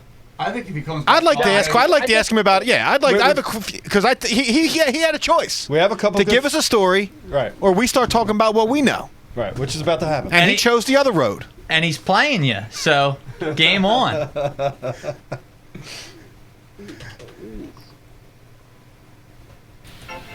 Meanwhile, we're going to give him another chance. Quiet. Hey, by the way, real quick, shout out, checking my Instagram while we're waiting. You guys there? Yeah, we're here. Yeah, sorry about that. Anyway, dude. Anyway, it was same old stuff. But anyway, you know, it was that one. That one just sort of. It was sort of funny, but you guys hear the rest of the video. It was sort of funny. I got all the stuff. Yeah, it was a riot. Threw all my trash into his boat. Threw all his trash into his live well, and you know, you go to boat registration or boat check-in in the morning. You go through there and whatnot, and he had all his dang trash, and we're all sitting there. And I said, "Man, you go through boat check?" He's like, "No, I didn't go through boat check." Threw basically all the trash that we had into his live well that night, dude. It was hilarious. He had to go back up there, and he basically got all his stuff out and whatnot. I was thinking of one other story, but I couldn't tell you all that one. But we had some fun times on the road, and one that came to mind real quick here, I'll tell y'all. We're out there. Matt and I are out there on Okeechobee, and there's a lot of gators out there. And gators, man, they will freaking eat a frog like no other. And it's something crazy. And we get out there, dude, and you know, the little gators are fun. I mean, the little gators, them little 3-4 foot gators, you can put them in the boat. I mean, you can, you know, you want to be careful, but we're fishing a frog, and we're fishing frogs on the hydrilla mats later in the year. And I throw a frog out there, and Matt has this one coming. I'm like, Matt, you don't want to mess with that one. Matt, you don't want to mess with that one. And he's like, all right, dude, just get the video. Just get the video. All right. So I put on the video, I roll it out, I'm like, I'm rolling, dude, I'm rolling. This like 8 or 9 foot gator eats the frog, he sets the hook, he's got the thing on, it's whooping his butt. I got this video, it's so hilarious. We get it up there, and it's just whooping his butt. The rod breaks in half, we go in after it, it's still hooked, and I'm like, man, I need my frog back, dude, that's a freaking good frog. So we get up in there, and I'm not going to dang grab that, you know, to get all the way up to the top of the mat. Grab that. I grab a golden rule, and I'm not, you know, I try to grab with some pliers or something. Grab a golden rule, try to knock the frog out. The gator grabs a hold of that golden rule and starts spinning. And, dude, that thing was, we finally got that frog back, but it was, his rod's broken, line's trashed. The golden rule now measures, I had to go get another golden rule. The golden rule now measures like, you know, 14-inch measures 14.5 or something like that, you know, or 13.5. It's all bent to heck. But I mean, regardless, we had some fun on tour. I thought of some ideas and some things, but I just, you know, anyway. Yeah, I mean, despite your accolades, which are you know very many, I find something interesting about you. Correct us if we're wrong, but do you travel with your sister? My little sister, yeah, she traveled with me quite a bit when I was in my first 2-3 years. She was more sort of my fish caddy. She helped me out with everything. You know, she came along, and now she's actually getting ready to get married later on in August. So I don't get to have that opportunity to have her come along with me as much as I'd like to. But little sister, yeah, she's one major help. She comes to every major event. I mean, you need somebody there that can help you along and help you out. And I mean, she's really been the support, you know, man, my whole family has been, but my little sister, she really has done everything and anything she could to help me out with just about anything. On days you made the cut and Ish Monroe didn't, where did you hide her at? Hey, dude, that is no joke. You guys, I'm going to listen to this now. I was, see, we were good. Now, I'm not gonna lie, we were good. See, my little sister, if you ever met her, you'd be like, all right, you know, she's very outgoing. Okay, she's very outgoing. I love her to death. Gosh, she's awesome. But I mean, she's a little flirty. Okay, let's be real. She's a little flirty. So we're out there. I get to where I'm like, look. I'm at 2 years, like, she would talk to some guys on tour, and I'm like, this is not going to work. I said, none of these guys I want you to be dating. So she were absolutely done. So actually, that's why I was like, hey, can help me out from home, but my sister is off limits to any of the guys. I said, nah, it's not going to work. She got a little bit too friendly, and I'm like, nope, you're cut off. So now I don't have to worry about that. So she can come on the road again. That's no problem. But I was like, Yeah, I hear you. I couldn't imagine that. Mike, do you have anything for Jake? Yeah, I would like to say that Jake has won more bets in the tournament world than any other angler. He's taken my money several times. Do you want to comment on that, Jake? Have you won more or lost more bets in your life? We have a lot of fun. You know what I'm talking about. A lot of fun on. Talking about side bets, little side bets. Side bets, yeah. I mean, this is the thing. We have thousands of hundreds of thousands of dollars that's going on. I mean, there's always hundreds of thousands of dollars that we're fishing for. But sometimes it's those $10 bets that matter the most. So I mean, I'll lose a couple side bets, but you think about it, and you might be winning $10,000 if you get a check. You might, if you make the top 10, you might get another couple $1,000. But that's not really. You want to. I make up little bets, and Ike, and we always talk about little things like, what's it going to take to make the cut, and depending on how the fishing's going and how practice is going, and what how much weight are you going to have, and it just makes it fun. It makes you fish a little harder. I mean, Ike's always pretty catching. I mean, we were up there on Champlain last year, and one thing is, I'll get to the up there on Champlain. In August, it's like the longest days you've ever seen in your entire life. It's like 14-hour days. I mean, it's light up there at 5 o'clock. It doesn't get dark until 8:30. And I get to the ramp. I get to the ramp at like 5:45, and I already be out there. And then I get off the water, and you're getting off the water at dark. And we be getting out there, and I'm like, Ike, what do you think it's going to take to win? He's like, dude, it's going to take 18, or obviously he's catching them. And so, but I told him, I said, look, there ain't no way it's going to, it's not going to take 18 a day to get, make a top. I think we said 18 a day to make the top 10. I was like, look, this is the deal. I said 18 a day. There's no way. I'll take 17 and a half. No, man, it's fishing unbelievable. You can do it, from Ticonderoga to Missisquoi. It doesn't matter where you go. Like, all right, this is the thing, because I have a little collection, believe it or not. Because this is the truth. I like betting a little bit, not high dollar or anything, but it's fun because to either whenever you lose, what I always do whenever I lose, but whenever someone else loses, we don't care about the $10 as a little side bet, but it's fun to bet against a lot of your buddies. And so our bet was if it takes over 18 pounds a day to make the top 10. I got to sign a $10 bill and post it on Instagram or something like that with Ike. So basically that I lost, or he had to do it. And ultimately it took, I think, 17.5 pounds a day. And I have that $10 bill hanging up in my room, along with Ish Monroe's $100 bill and a few others. But this last week at Lake Fork, a good friend of mine, Scott Martin, I was like, dude, let's do this $100 bet. $100 bet. Whoever, because we both had like 17 pounds. I think Ike had 17 the first day, and we're all like, hey, forget it. In Lake Fork, 17 pounds normally on any lake. You're like, yeah, 17 pounds, not too bad. No big deal. And then you go, but on Lake Fork, that's like catching like 10 pounds anywhere else. You need like 24 pounds of a good day, decent day. That's just the average day. And so we're like, well, we need a little bit more extra motivation. So I bet him $100. I said, I'll bet you $100. First person, whoever wins, whatever. Dude, it's $100. Whatever. So he's like, yeah, no, we changed the subject. Well, we change the subject and we go on talking about, this spot or talk about fishing. This is right before takeoff.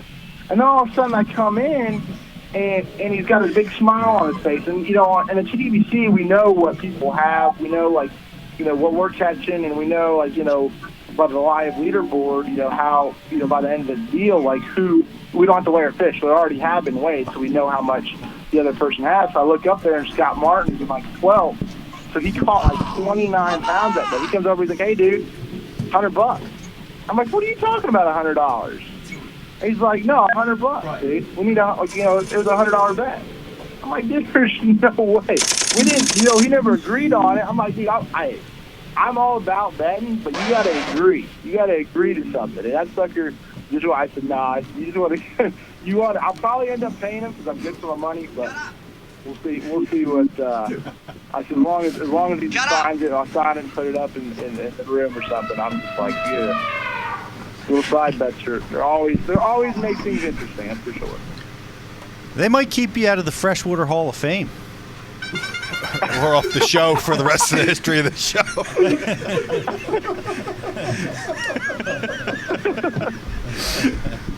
So Johnny Cruz says you shitted up his boat last week. Oh, God. What do you got to say about that? Hey, I have no comment on that one. That one was... that one right there. That was not intentional, man. That was not. Jake, did John Cruz give you any missile jigs? Missile jigs, yeah. Those are freaking pretty bad. That's cool. How many did you get?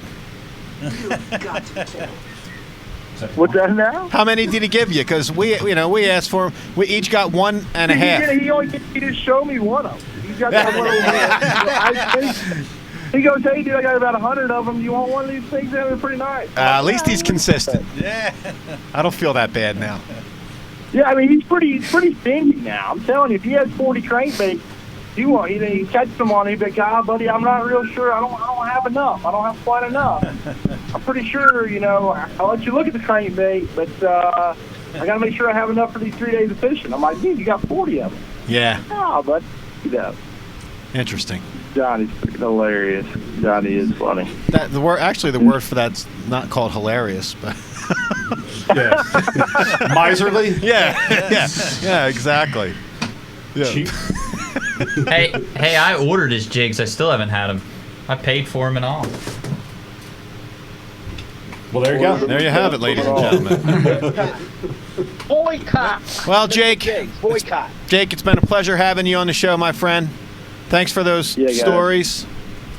They were outstanding. Hey, good luck. Good luck repeating. Yeah, good luck, my friend. Good luck, buddy. Hey, there you go. I appreciate it, y'all. I really do.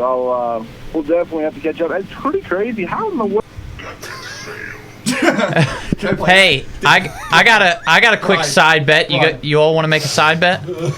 How about this bet? I bet he can't answer a question with a short answer. Who wants to take that bet? Yeah. Hello? You're on. Hello? Yes, go ahead, Mike. I'm making my ties now. You got the show back. Good. My toenails grew a quarter of an inch. I put my headphones on to see if this would improve my reception. And you still nodded off. It was like listening to golf on a Sunday.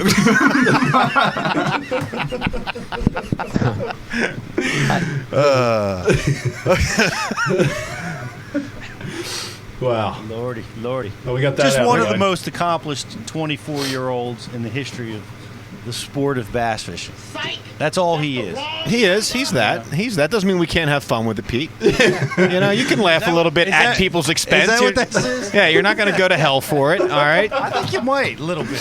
No, if you wished ill upon him, that's a negative thing, but not laughing at someone or with someone. That's how I grew up, man. Yeah, I mean, dude, he should have grew up in Runnymede.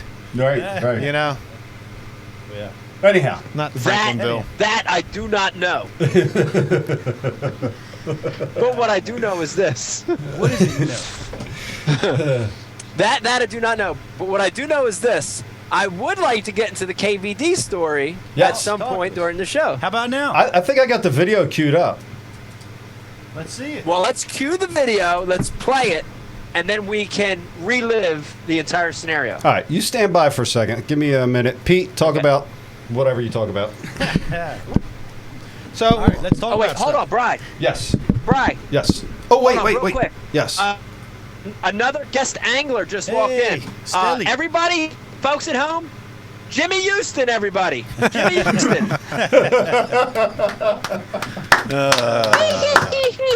I throw a spinnerbait.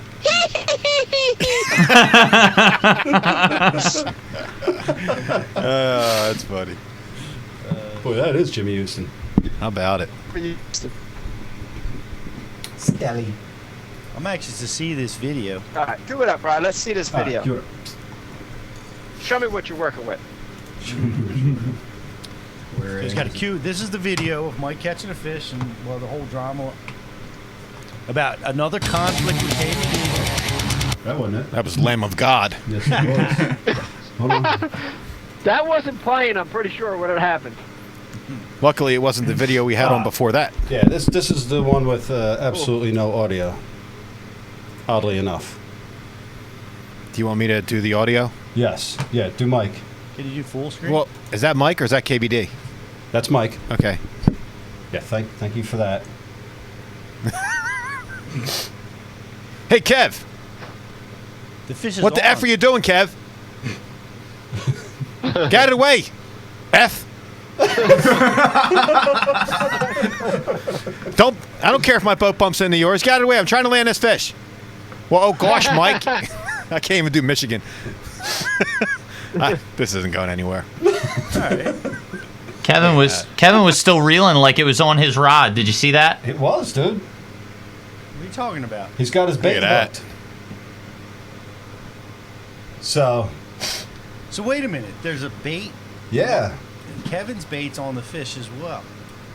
That's just because the line was crossed over. I got So you. the bait and it rode up the line to the fish. All right. Well, I mean, Yeah. no audio here.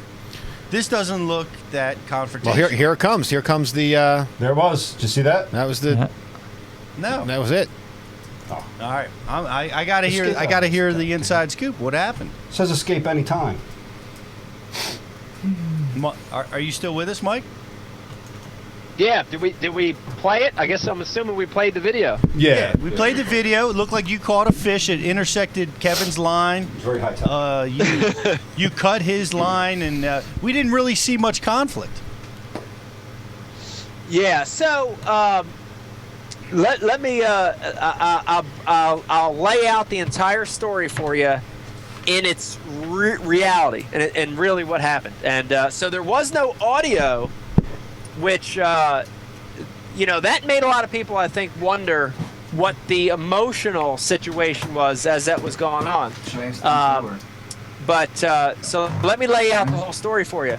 So second day of the tournament, we were both we were early in the flight on the second day. I think he was like first boat out and I was third boat out. And we literally ran to the same exact spot, which is an actual Lake Fork community hole. For real. It is a community hole. And Kevin pulled up, and Kevin was really right on the key spot. And he was on the key spot, and I had to kind of try to fish around him a little bit. And that was difficult. Tried to do it a little bit, wasn't working out. And so I made a decision that I was going to stroll boat. And so I cast out a deep diving crankbait and started to make a stroll, and that crankbait got down at about the 30s, 30, 32 feet, and I started reeling it in, bumping the bottom, and it got about halfway back, and one loaded up on it, fish loaded up on it. Set hook on that thing, And of course, as it's fighting, it's wanting to go left, which is under Kevin's boat. And I'm like, oh God, no, come on, don't do that. And she's gone left, and I can't do anything about it. And so before I know it, it's under his boat, and I can't do anything about it. I look, and jumps like 10 feet in front of the boat, and with this, I can't. And the whole time I can't anything. I see his face like, wait a minute, do I have one on?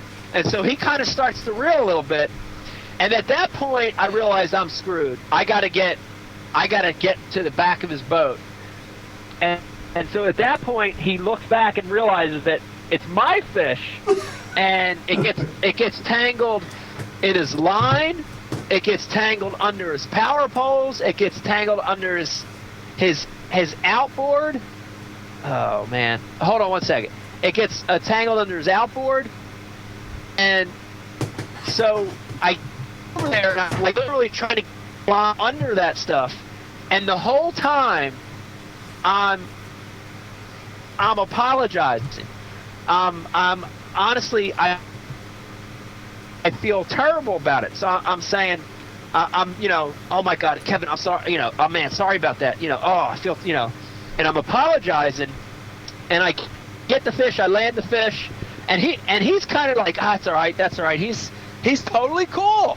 He's totally cool about it. I get his bait, I give it back to him, I get the fish, we weigh it, and we go back to fishing, and that was that. In fact, he was really cool about it, to the point to which he even made a joke about it and said, I'm almost positive his exact words were, "Well, I guess you're part of the community now."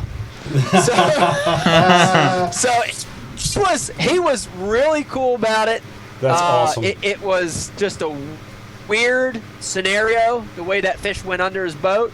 But, it's funny how when something like that airs and goes viral, people always assume the worst, right? They always want controversy. They always want drama. And it wasn't that way at all. And so if we can, we may be able to get my marshal on the phone, Bri. You want to do that? Carpenter, is that true? Do we still have the ability? And he could kind of give you a play-by-play. But it was unbelievable. It was an unbelievable scenario. And I now, on my resume, I can now put that I caught a 5.5 pounder under Kevin Van Dam's boat. That's a pretty good accolade for your resume. Pretty good. Remember his name, Mike? You guys want to mess with him? Let's mess with him. What's up, guys? Jason. Josh. What's going on, man? Josh. What's up? Hi, Josh. How are you? How are y'all? We're good. Thanks for joining us on Ike Live tonight. Yeah, man, I'm pumped. Sound like it, dude. We were, Josh, we were just recapping the KVD incident, which since you posted that and since it went viral, I don't know if you know this, but it's now known as Entanglegate. Entanglegate. That's pretty funny.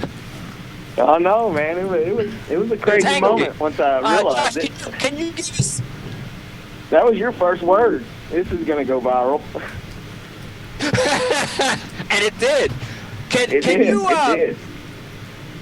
I think it got 100,000 views in less than 12 hours. Wow. I hope you monetize that. Yeah. I think it made it better that it didn't have no audio. Shed a little light on it for us. I gave my version of what happened, but let's hear it from you. Give your version of what happened and how it all went down. Oh, well, you could tell KVD was fishing a specific spot. And you can tell Ike, he was just kind of fishing the outside edge. And then all of a sudden he started strolling. I think, that might have been your first strolling cast. I'm not sure. It was. But, he let out all his line just about. We're really nowhere near KVD, to be honest. We just look close to only catch half the catch. He loads up on a fish, and, unfortunately, the fish goes towards KVD. It could have went the totally opposite direction. But, it went straight to KVD's boat. And Ike was like, oh, no, it's under KVD's boat. And that's when I broke my phone out instantly. It's like, woo, got to get this. Hell yeah. And the funny thing was with KVD, he's just like, he don't know. He don't have a clue. Like, you can tell him he feels something on his line, and he kind of like is jacking with it, and then all of a sudden that fish, just jumps like almost right out in front of him. And it's like, he don't know if he needs to set the hook or what. And then he just finally turns around and sees Ike has a fish, and then Ike's yelling at him, "Hey, my fish is under your boat," you know. And so he just kind of trolling motors over there. I mean, he don't even touch his boat. I don't even know how Ike didn't hit his boat, but he just went right on by him, slid underneath the motor and the power poles, and landed the fish. And then, and Ike the whole time is, apologizing, and KVD, he seemed pretty cool about it. He kind of chuckled about it and whatnot. So, if I'm not mistaken, I think there was a camera boat out there. So I think once they air it, I think you'll be able to hear the audio. And I think KVD had a GoPro on his boat too. So I think there's audio at some point in time. Yeah, it was amazing. It was one of the weirdest fish catches I've ever had in my life. But the interesting thing I want to bring up is, how long did I laugh about that? I laughed about that for like the next until hours. you started hammering them. I mean, you just like, we laughed and talked about it the whole time. He's like, I can't believe I caught that under his boat. He's like, man, that video is going to go viral. And he was like, how many people can say they caught a bass under KVD's boat? And he was like, nobody. That's pretty good. It was good stuff. Good stuff. So how long have you been marshalling for? That was my second year out there on Lake Fork. I live out on Lake Fork, so It was definitely a community spot, hands down. Any other interesting stories or observations you made? Just, man, watching Ike in general. I mean, he totally changed up his game plan to go and catch that 30-pound bag. And that fish he caught there, he didn't even need that. He would still had 31 pounds, Wow. I got his over on camera too. I need to get that to him. That was a good video, and you can hear him on that because he's going crazy. Nah. So once Mike, once you realized that you had that they had the over, what kind of a tirade did you go on?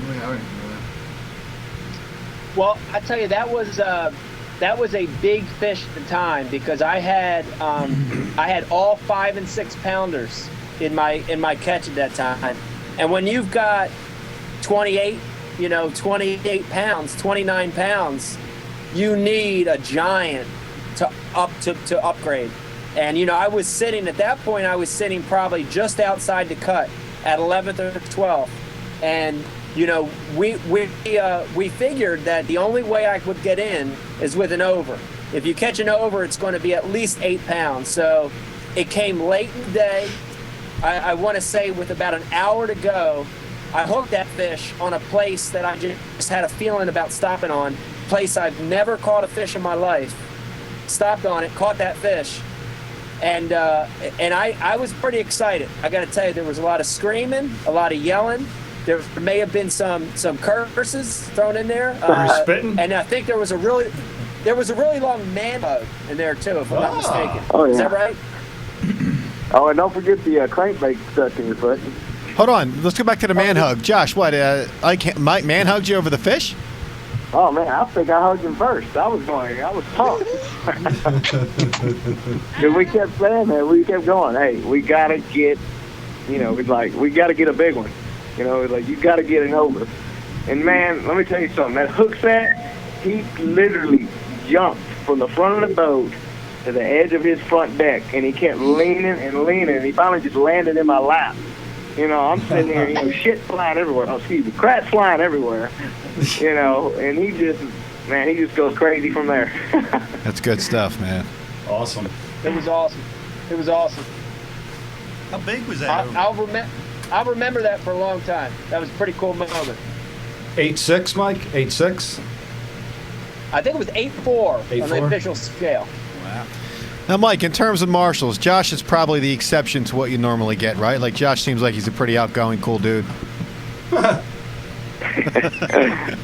Not slamming you, J3. No, I guess what I mean is... No, Josh was great. Josh was a great partner, and, I'd say 90% of the marshals are great marshals, so... We had fun, though. We had a lot of fun. I mean, that's, one of the things about these tournaments. Always want to win and do well, and you want to succeed and you want to have a good day. But when we launched, I think one of the first things we said, if I'm not mistaken, we were talking in the morning, is there wasn't a lot of pressure. It was the TTBC. I was at the bottom of the pack. I only had 17 pounds the first day. We were going out. We were going to have fun, and we were going to have a good time, and that really set the stage for both of us. We laughed with the KVD thing. We laughed, and we had a good time. And we lost a few. We jumped a big one, but it was a fun day. And hopefully, Josh learned a little bit. I hope you did. And we had a fun time. And that's what it's all about. Sounds good. We did. It was an awesome time. And, he didn't ask him his big drama when he couldn't change the swivels because it rained so hard. That almost became an issue. Yeah. That was torrential downpour. I want to touch on this before we let Josh go. Touch it in the back. I want to touch it in the back before we let this go. But to everybody on IM hitting up the instant messaging, Josh didn't know he was going to be on Ike Live until 8 o'clock when he came on and he said, I was the guy who did the audio. So, the IM's very important. If you guys are out there and you're listening, don't think twice about tuning in, putting in your 2 cents on the IM, letting us know your questions, what you're thinking, how you're feeling,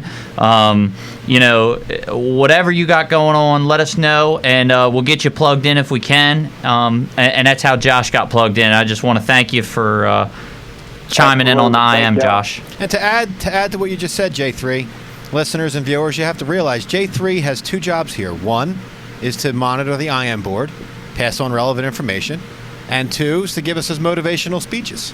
That's it. That's all J3 is here for, man. So your stuff will get read, guys. The motivational moment. It's coming. I appreciate y'all a lot. Yeah, thanks for coming on, Josh. Yeah, dude, thanks a lot, man. Yeah. That was awesome. Thank y'all. All right, good luck, man, and y'all rest. Good luck to y'all. Congratulations on the video. Yes, 100,000 y'all. views. How about that? Wow. That's more than your YouTube channel has, Pete. Yeah, combined. All videos for the last 5 years. Not if Bass did the right thing and put you as an on-the-water correspondent. That's your calling right there, my friend. Well, slamming the coach. We might get another shot at it here coming up at the Upper Chesapeake. Well, I mean, who else would be better there than you? There's no one. I sent Jerry a message on Facebook, by the way. I saw that. Did you? Yeah, is Jerry coming on? Who knows? Jerry's great. He really is. He came and spoke at the Bass University. Did he? Yeah, he sure did. Oh shit! And he really truly is all about trying to do the best for the sport and best for BASS, and it's hard to please everybody. But I hope he comes on. We still got Josh on the line. Do you want to say bye to him, Mike, and give him official bro hug goodbye? Yeah, bro hug. Josh, take it easy, Josh. I'll talk to you soon. You too, man. You take care and good luck. I'll let y'all later.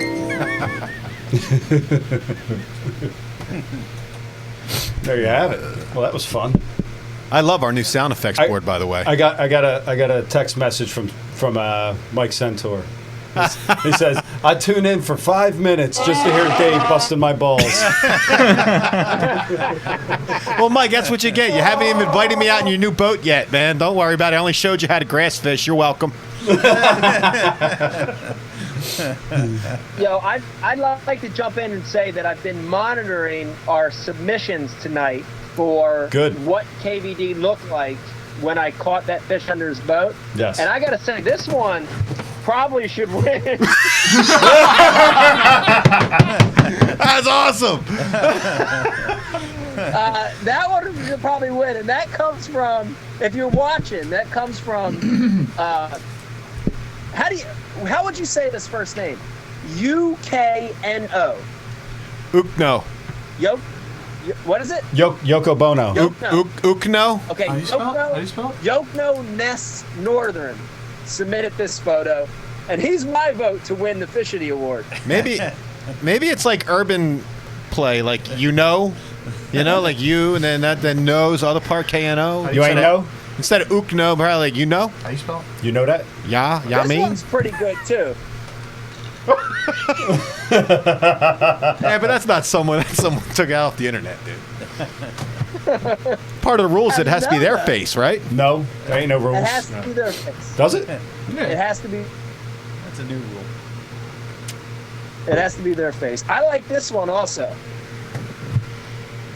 I like turtle. I like turtles. I like turtle. Oh, I love this stuff. Oh, this is too much, man. So, You got any IMs for Mike? John, Gerald, Jacob, Jingleheimer answer? This is one that we have. It's off topic, but this guy said he camped. Is he laughing and partying when I'm talking? Yes. Sorry. He said he camped down from you at Havasu in the big white Super Duty. I'm sure there was 800 white Super Duties, so you probably don't remember that. I was there to Marshall. How awesome is it to camp during the season versus hotels? Which one is better? Yeah, that's a great question. I can tell you that traveling like that, being able to camp, being able to, carry your own house with you to all these events is an amazing way to travel. You're sleeping in your own bed. You've got access to your stuff. Your boat's usually parked right next to your trailer. And 90% of the time, the boat ramp is really close to where you're staying. So, it's awesome. Using a fifth wheel and camping is great. The only negative is you've got another vehicle to tow around, and you've got to get it to those places. Outside of that, it's an awesome way to travel. It's a great way to travel. Who handles the gray water, Mike? You or Becky?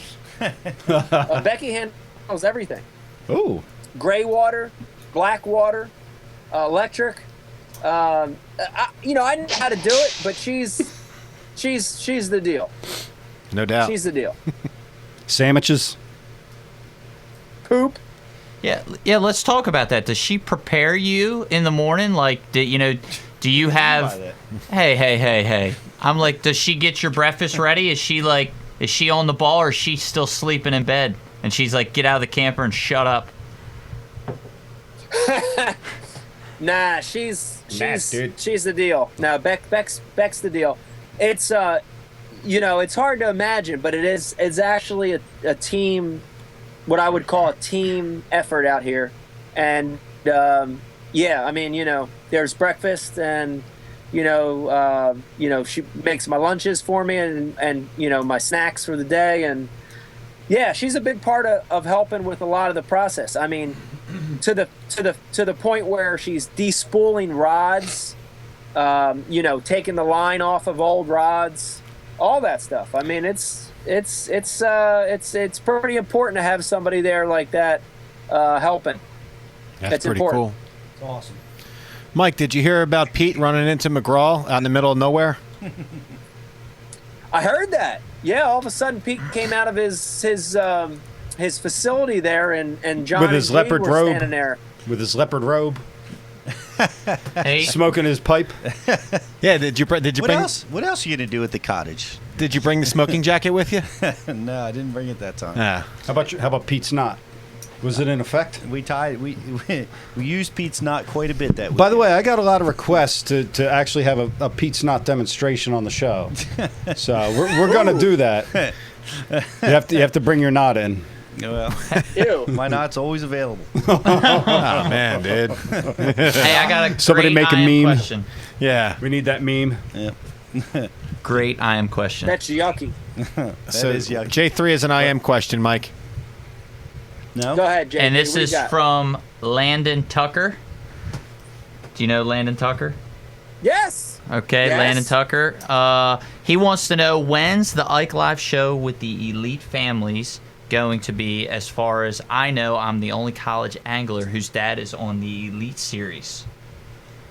So everybody who doesn't know, Landon Tucker is the son of a good friend of mine, J. Todd Tucker. Name drop. Yes. Name drop. Yes, that's correct. So what was the question? I'm getting my balls busted Name over dropper. Here. He wants to know, when is the Elite's Family Ike Live show going to be? When are you going to do a show about the families that run around on tour, I guess? The family, yeah. Becky had hinted on that last week. That's a great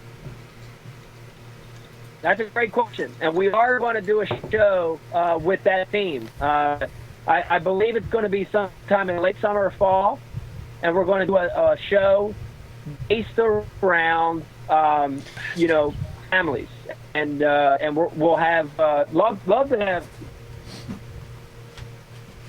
Oh, that's just great. father and son. The Hibdons on. I'd love to have Guido and Dion on, and we'll try to get them on the show. And also going to get to have Drew and Riley, bring them on the show to get their input, because they've been here from the beginning. And talk about the good and bad of being living this lifestyle and trying to be a normal family. A lot of really cool things that happen, and there's a lot of tough things. There's a lot of struggles and the travel and the time away from home. So that should be a really good show. So that's going to be end of the summer, early fall. You're going to see an Ike Live show all about that. Can we also have a Good question. GoPro segment where perhaps the anglers with attractive wives, they're in their kitchen in yoga pants, like baking cookies, and the GoPro's real low, just filming them baking cookies, but they don't talk? Any chance? That's a great concept. I don't know, love man. the I'm trying. concept. Or in the field doing yoga. Yeah, maybe. Yeah, in a triangular formation. Yeah. How about that? Just knocks it all out in one shot. Yep. I like that too. Yeah. I like that too. I think it's a good idea. Hey, we got Xmark people send in their Xmark commercials. When do you want to do that? Yeah, we need a break. Let's run that, Brian. Let me run a couple of them. Huh? Yeah, let me run a couple of them. Dude, it's hot as shit in here. My ass is sticking to J3, and Ew. we need to get up, take a walk. But I'll run them. Okay, So let's play him. Yeah.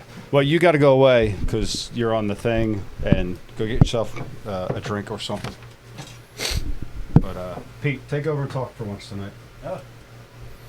I thought we were taking a break. Yeah, Getting those Xmark stuff going? Okay. I got you. I saw some real horrible comments here on the note page. About what? About Ish and... Well, what happened to Ish? I don't even I don't know. Fruit Are we fly. going to do the hot topics? No. Do We're we not have doing the hot speed topics? round questions? I love those. What's that? Where's the speed questions? round questions? No, the rapid fire, we're going to give out a break this week. What? Well, the one pro guest we had on wanted to tell friggin' knitting stories, for Christ's sakes. They didn't want to get in anything funny. When a guy like that, what's he going to reciprocate with? I'm going to ask him wiener jokes or something, and what am I going to get back? You know what I mean? All right, let me play this. They just said need a hot topic. That's the best segment on IM. Hot topic.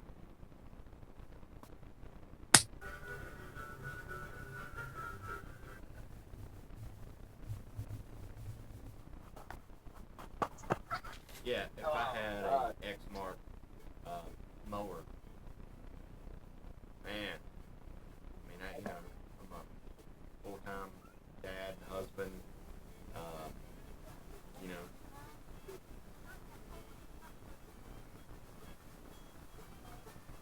full-time job,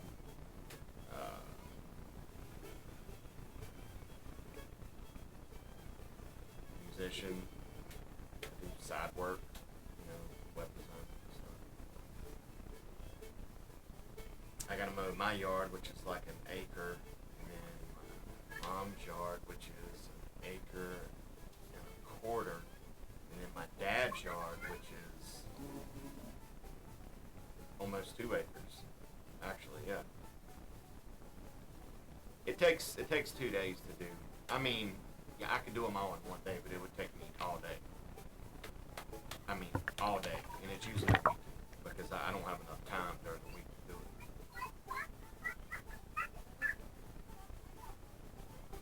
Oh man, if I had one of those mowers, dude, I could zip right through it, no problem. I mean, 'cause I like doing stuff with my family on the weekends, whether it's hiking, going to the lake. We go on vacation, we like to vacay. definitely take back my weekend for those mowers. And I would take it back like the boss. And we do a lot of stuff. We're pretty active. We like to go. You know, my kids, they're in dance, basketball, cheerleading, whatever. You name it, they're in it. I mean, I have to cram everything in like in one day just about, you know, especially when it's time to mow. Because, you know, I gotta take care of everybody else's yards, including myself.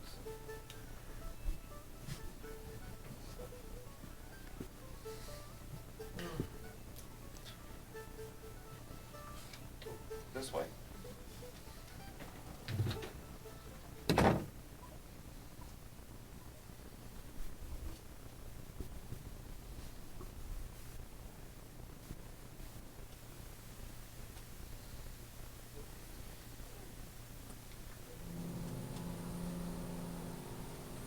All right, it's time to mow the lawn with my favorite lawnmower.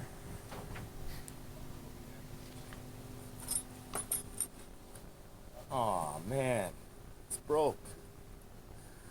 What if I had an Xmark lawnmower?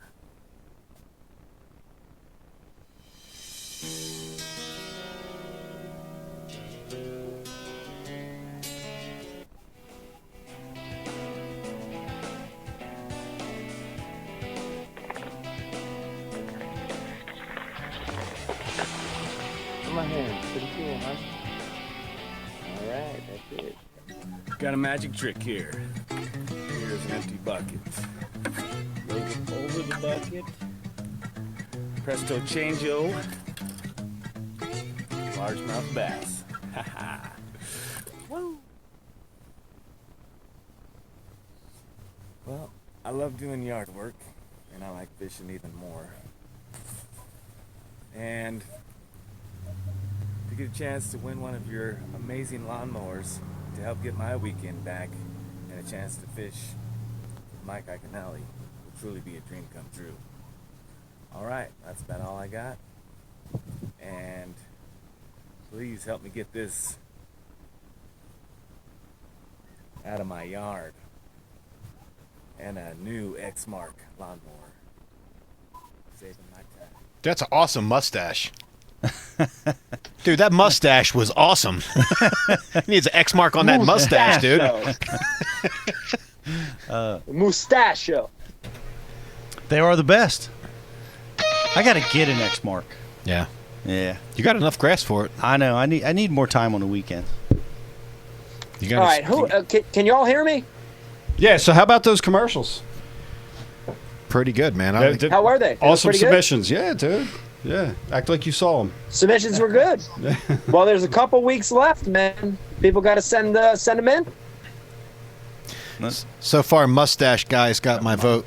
Anyone that can confidently wear a mustache with like an inch gap between it, like in the center, dude. Oh, yeah, That's a confident man. Yeah, you told about the. Yeah, vote for Pedro. Yeah, vote for Pedro. Yeah.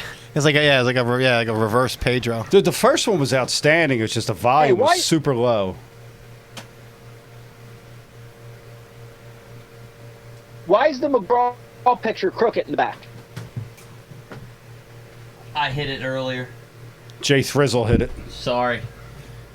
Look at Mike, man. Like, what you doing to my house? Get your feet off my With the couch. mouse. All right, so Can't imagine. all right, so I want to flip this. I want to flip the script here on you guys, and I want to hear some recaps of tournaments. Let's start with Dave Brodzik, aka Fatty, aka Worf, aka Yes Captain. Tell me a little bit about the Candlewood tournament, Dave. I want to recap on the Candlewood event, All right. please. Yeah, sure. So, about 4 weeks ago, we fished Candlewood. For those who don't know, Candlewood is in Connecticut. And it was some were spawning, but it was mostly all a pre-spawn tournament for the largemouth and smallmouth. And there was everyone was dialed in for the most part on a jerkbait bite. And I just never got into that. I just never got into the jerkbait bite, and everyone that did, dial it up, did pretty well. And it was just, it was mainly, a really slow retrieve and a slow pause, and I just wasn't there with it. I just didn't dial into that. I was just doing everything that I like to do, and not necessarily doing what I knew everyone else was doing, And I didn't do too well, so I tanked. Did not did not pay attention to what was going on, even though I knew what was happening. What? Pardon me? What weight won that tournament? 17. Smallmouth or largemouth? Nah, smallmouth. That was all smallmouth tournament, right? Yeah, all smallmouth. Like a couple largemouth here and there brought in, but that's just because they were where the smallmouth were by accident, not for any other reason. No one was like catching them the way we usually do Dave, up there. are you in for the flats? I am. The Federation on the flats? I am. Yeah. Deadline's tomorrow. Tomorrow night's the deadline for that. I still haven't. What's the date on that? The 14th of June. Yeah. Wow. No, I'm sorry. It's the 7th. It's June 7th. That's going to be a big catch tournament. Yeah. Candlewood's one of those kind of crazy places that keeps putting fish out, but I hear it's struggling a little bit this year. I heard the catch rates are down a little bit. There were 4 tournaments on that body of water the weekend we were there. It gets pounded. So, and we were there on a Sunday, and there were 2 the day before.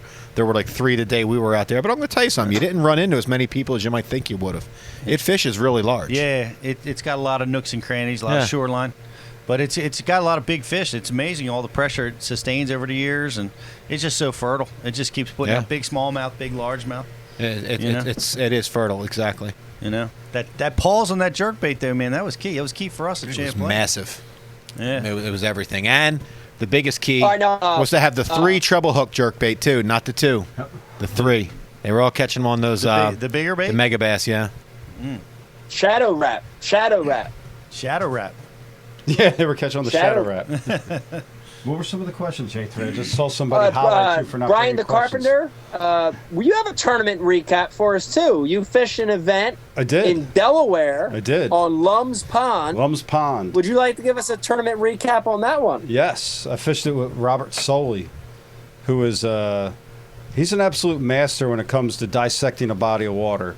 I mean, he never been there before. He put 1 day into practice, and we went there, and he had us dialed exactly where to be. It wasn't a question of where we're going to be around them. We were around them. We were on the right fish. I mean, Bob's just has this innate ability to dial into what's going on to a body of water. He really does.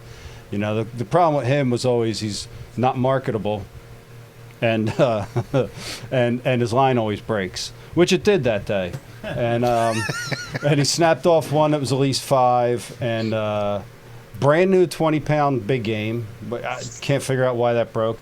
He snapped his line twice, and one was a 5. We saw that, and it broke another good one.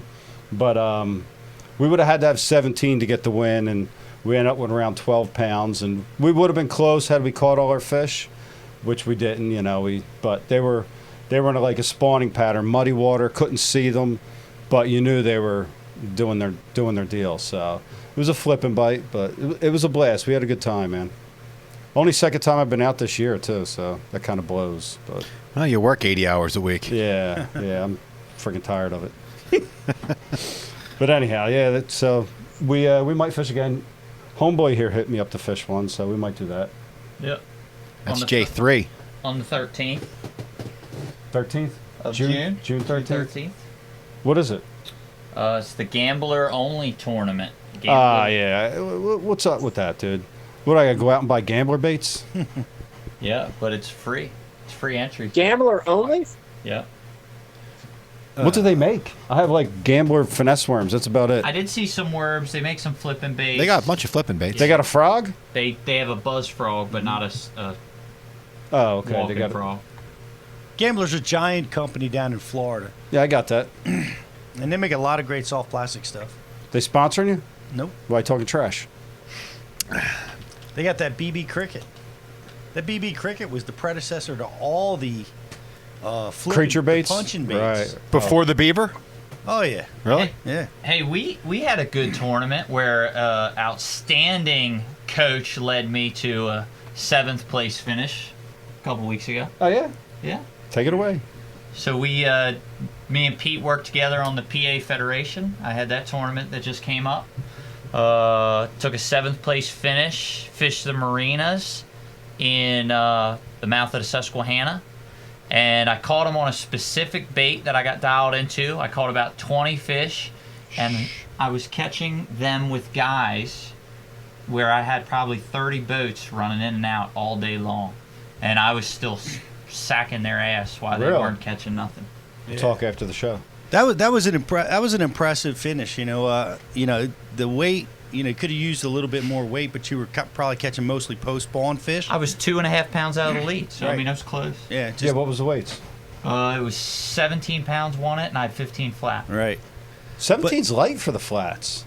Well, it is. It just depends on. When you get out there on a Saturday. Yeah. And you have 300 boats, and the grass isn't up yet, real good, and the fish aren't spread out. I mean, it's tough, man. Everybody's fishing all over top of each other, and catching 20 bass in that kind of field, man, that was a job well done. Bryce, 17 is light for like the paycheck series, which all the local studs come out for, but for the Federation events, that's right about where you need to be to win them, dude. Well, you make a great point, Dave, because we see the big giant weights of 20 to 25 pounds coming in, but they're all buddy tournaments. Right, the guy in the back of the boat's got a 5-pounder that beats the weight right up, but John was fishing individual. Well, that day there was. Oh, really? Is it individual? Okay. There was the Marines Helping Marines tournament, and there were 70 boats in that. Wow. There was a USAA tournament, so there was like 30 or 40 boats in that. There was the Federation tournament, not including the clubs that went out. I mean, there was legit a 200-plus boat. Yeah, I'm not fishing that flats tournament. And screw that and screw all them people. The buddy tournament with the Wounded Warriors, It's ridiculous. if I'm correct, I believe it was 18 and change that took the weight of that with two guys teamed up. The guys that live in Grand Lake in Oklahoma right now are telling you to shut up and quit whining. We get 800 boats in our tournaments. Wow. We get 500. Really? Yeah. They get giant draws. John, what kind of turnout did the Wounded Warriors tournament have? I think it had 71 or 72 boats. Because I'm wearing their shirt tonight, and anyone who's never went on the Wounded Warriors site, it truly is. They're doing God's work for our veterans, and it really should be. If you are going to open up your pockets and donate, that is a worthy cause to donate to.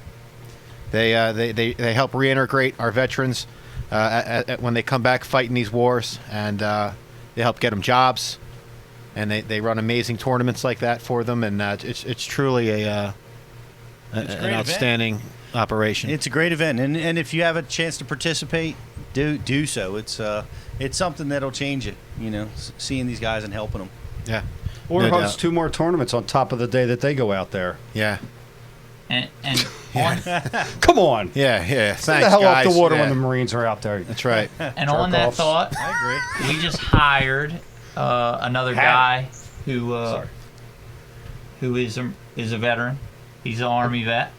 So we have 2 guys working for the company now that are military guys. Was it through the Wounded Warriors employment project, or? It's not through the Wounded Warriors employment Okay. project, but we got two vets working for us. Speaking of charities, there's another one that comes to mind, and this one you actually can win like a $70,000 Ranger. It's whatever their newest Type 1 is called. It's a 500 something, but for $20, there was a cop in Missouri that, with a few other officers, basically came across what might have been like a drug transaction, and the bad guy, who was a bad guy for his whole life, ran away, shot this cop in the head, and Lou's Rods started this charity drive for them, and Ranger Boats is in on it now, and for a $20 donation, you have a chance to win this damn boat for $20. You can't even get 2 cheesesteaks and a soda for $20. You can't. And I saw it on Bass Fan. I didn't know about it, but I actually saw it on Bass Fan, and there's a link on Bass Fan to get into this. It's $20, and you have like only a couple more days before the drawings cut off. It's great. I'm gonna buy a ticket. Yeah. Buy a ticket, man. I haven't fished any tournaments, man. Loser. I'm not fishing till Champlain. July. For crying Lake out loud. Champlain. Well, Lake Champlain was awesome. I mean, that's where I was, and I spent the beginning of Memorial Day weekend up there. And everybody listening has probably heard about Lake Champlain. It is one of the greatest lakes in the history of the world. And it's amazing. It is talked about, written about. See all the great footage from the tournaments that are there. It's Saturday morning on Memorial Day weekend, and I launched my boat at about 7 o'clock, a little late getting started. I am the third boat at the launch ramp on a Saturday on the holiday weekend. There's just not a lot of fishing pressure up there. It's so big, it's so massive, and there's just, there's not a lot of fishing pressure. As evidenced by the fact that we went out and we caught, 50 bass a day, smallmouth, largemouth. The smallies were in the pre-spawn mode. They were chomping on yellow perch like they like to do up there. And I was catching them on the deep diving shadow wrap, the deep diving model. That was key, along with the pause. You had to get the bait down a little deeper, and you had to hesitate. And they were just stomping it. And it was just it's such a cool feeling when you're doing that. When you jerk, pause, and you throw that slack in the line, and then that slack just disappears. What pound test, Pete? I was using 12-pound fluorocarbon, gamma fluorocarbon. I could have used lighter line to get them down deeper, but I didn't really need to get them down that deep. I was fishing shoals that topped out at 6 to 10 feet of water. Did you need to get the bait close to the bottom? Did you need to employ Pete's knot? No. No, you didn't have to break that out. In that scenario, I didn't. Okay. I use Fluoro Direct when I'm using that technique, and I want that line to help the bait get down a little deeper. Yo, Mike's actually sleeping while we're doing his own show. Yeah. I'm broadcasting through Periscope. Periscope, baby. Right. But this is live. That Champlain is amazing. Have any of you guys This ever is live. This fished? is live on Periscope. Hold on, now you talk. I'll shut him off. Go ahead. Have any of you guys ever fished a 300, 400 boat field? I mean, that's got to be insane. Yeah, that's a good question. Dude, I think we just traveled through time. What is going on? I fished a couple 200 boat tournaments. I fished several of those. I've been like 180. Yeah. On Champlain. Yeah. Yeah. I've never fished a tournament more than that. I can't imagine what it's like. I mean, it's, wherever you go, there's a boat, and, pattern fishing really doesn't come into play. I couldn't imagine in a tournament field like that. It's a different type of strategy. But it happens all over Texas, Missouri, Oklahoma. It's amazing how many boats they get. What are your thoughts, Pete, on, say, this a concept where on a place like Champlain, 200 boat field, and you divide up where everyone launches from, separate launch points. Maybe a fleet launches out of Ticonderoga, a fleet launches out of, Willsport, a fleet launches out of, I'm just saying, like, you break it down in like 50 a spot. What do you think about that? Instead of everyone launching out of everyone weighs in same place, but launching out of different ones, no? Yeah, that's an interesting question. And I don't know. I don't know. I don't think it's necessarily fair to the field to do that in a professional level tournament. But isn't a draw? I don't think it's fair. I don't think it's fair to fish a lake like Champlain and have guys run 70 miles to Ticonderoga and alien abduct those fish and bring them 70 miles back on a boat ride. Well, I have such a problem with that. I think that shit's wrong. Wrong as hell. Hurt, though. Huh? It hasn't hurt the fishery down there. What do you mean it hasn't hurt? It's just as good in Ticonderoga as it was in the early 90s. I disagree. I don't. No, you could suck it. I am for there's no way it limits. Doesn't hurt. I am for like limiting the field, like what you're talking about. Not necessarily because Champlain's not that big, but for places like when we go to Lake St. Clair. Champlain's not that big. Well, in comparison to Lake St. Clair, where you can go to Lake Huron, you can go to Lake Erie. That's the different You can lake. travel hundreds and hundreds of miles. And I would like to see the tournaments constraint, or limits put on the tournaments where they can't go past, they can't go out of St. Clair. They can't, go into Erie. They can't go into Huron. I like that. When they go down to the Sabine River, you can't go 3 hours each way. It's kind of a weird playing field. Guys like Mike McClellan was fishing for fish that nobody else was, even had they were fishing in a different type of event. It's kind of weird. I like it when the guys are on the same body of water, facing the same conditions, and having to adjust to those particular conditions. I like that a lot better than guys that run 3 hours, to fish for a fish that's never been fished for. I don't know. I don't think that's quite as a competitive field. Yeah. Meh. Yeah. I mean, it's a matter of opinion. I mean, I can't say his opinion is wrong. I mean, I like the current. I like the current format. I can say it's wrong. I think you should ask the same question to Nick Tootle. Tick See him Noodle. right up there. Look, he's right up there. Where's he at? Tick He's Noodle? on the breakdancing collage. Yeah, ask Nick Tootle what he would do in that situation. The breakdancing collage, Stockwell, right on. Well, there. No, underneath Ike's face. The one over top. His face is everywhere. Right over there. The breakdancing Nick collage. I see Sal Sinessa. What's Nick Yeah. Tootle? Nick Tootle. Nick Tootle. I remember one time he got so mad at me. Remember he had that old muscle car? Oh my God. This guy had a really cool muscle car, and I leaned in his window to talk to him one time, and I had a button-up jacket that had actual metal buttons on them, and I totally put a scratch on the top of his sill, and this thing was immaculate. This was in show condition. I remember he made me feel like an asshole about it. That's all. Dude, this is 86. Yeah. Most of our listeners their parents weren't even born then. Holy shit. I was 35. Wow. Were you? Holy umbrella in that picture. That's got to be 86. That's got to be earlier than 86, Bri. No, We it's were in high 86. school in 86. 85. A lot of those are We graduated in 82, 90. 83. 82, 83. 82, 83. 82, 83. A lot of them. It's Volts. It's middle school. Oh my God. I won't tell you when I was 84. born. Half these people are dead. Yeah, we have a lot of dead dudes. Pour some out. All right, there Here you you go. guys go. 5, 81. Yeah. Shit. 81. Look at that. Head of guys, Mahomes, your dad. body of Han. I got to beat. J3 and his dad. John Holland. John Holland. Dave. John Holland.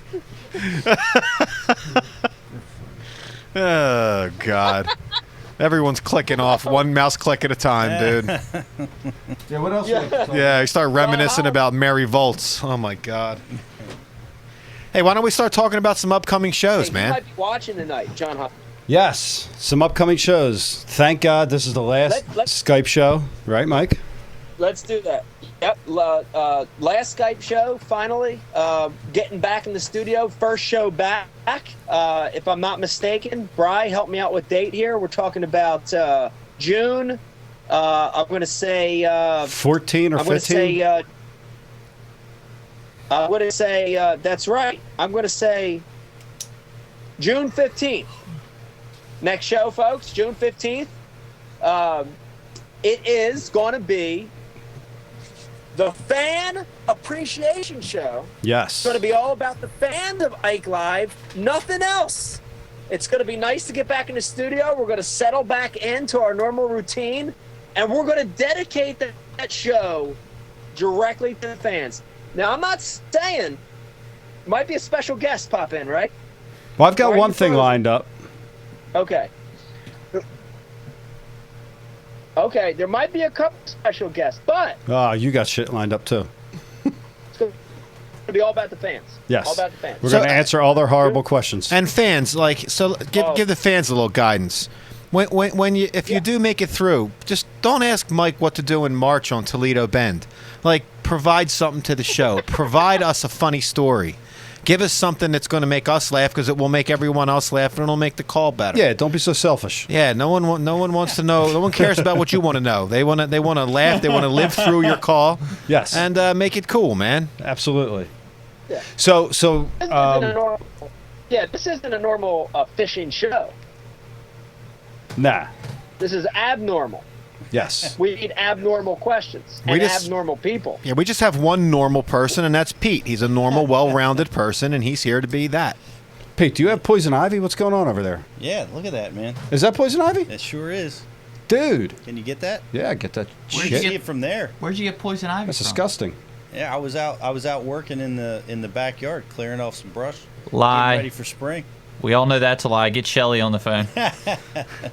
I got hammered with it, man. This whole arm broke out. But That's it's hideous. Probably near that pine tree, right? That neighbor with that giant pine right there. No, that shaded spot. Neighbor with the giant pine. I got to get rid of that pine tree, man. Yeah. Can you come over and help me intimidate my neighbor? Nah, dude. Nah, I got my own 500-foot tall oak tree in my own yard. I got to worry about, dude. It's ready to go over. Hey, we have a caller. Caller.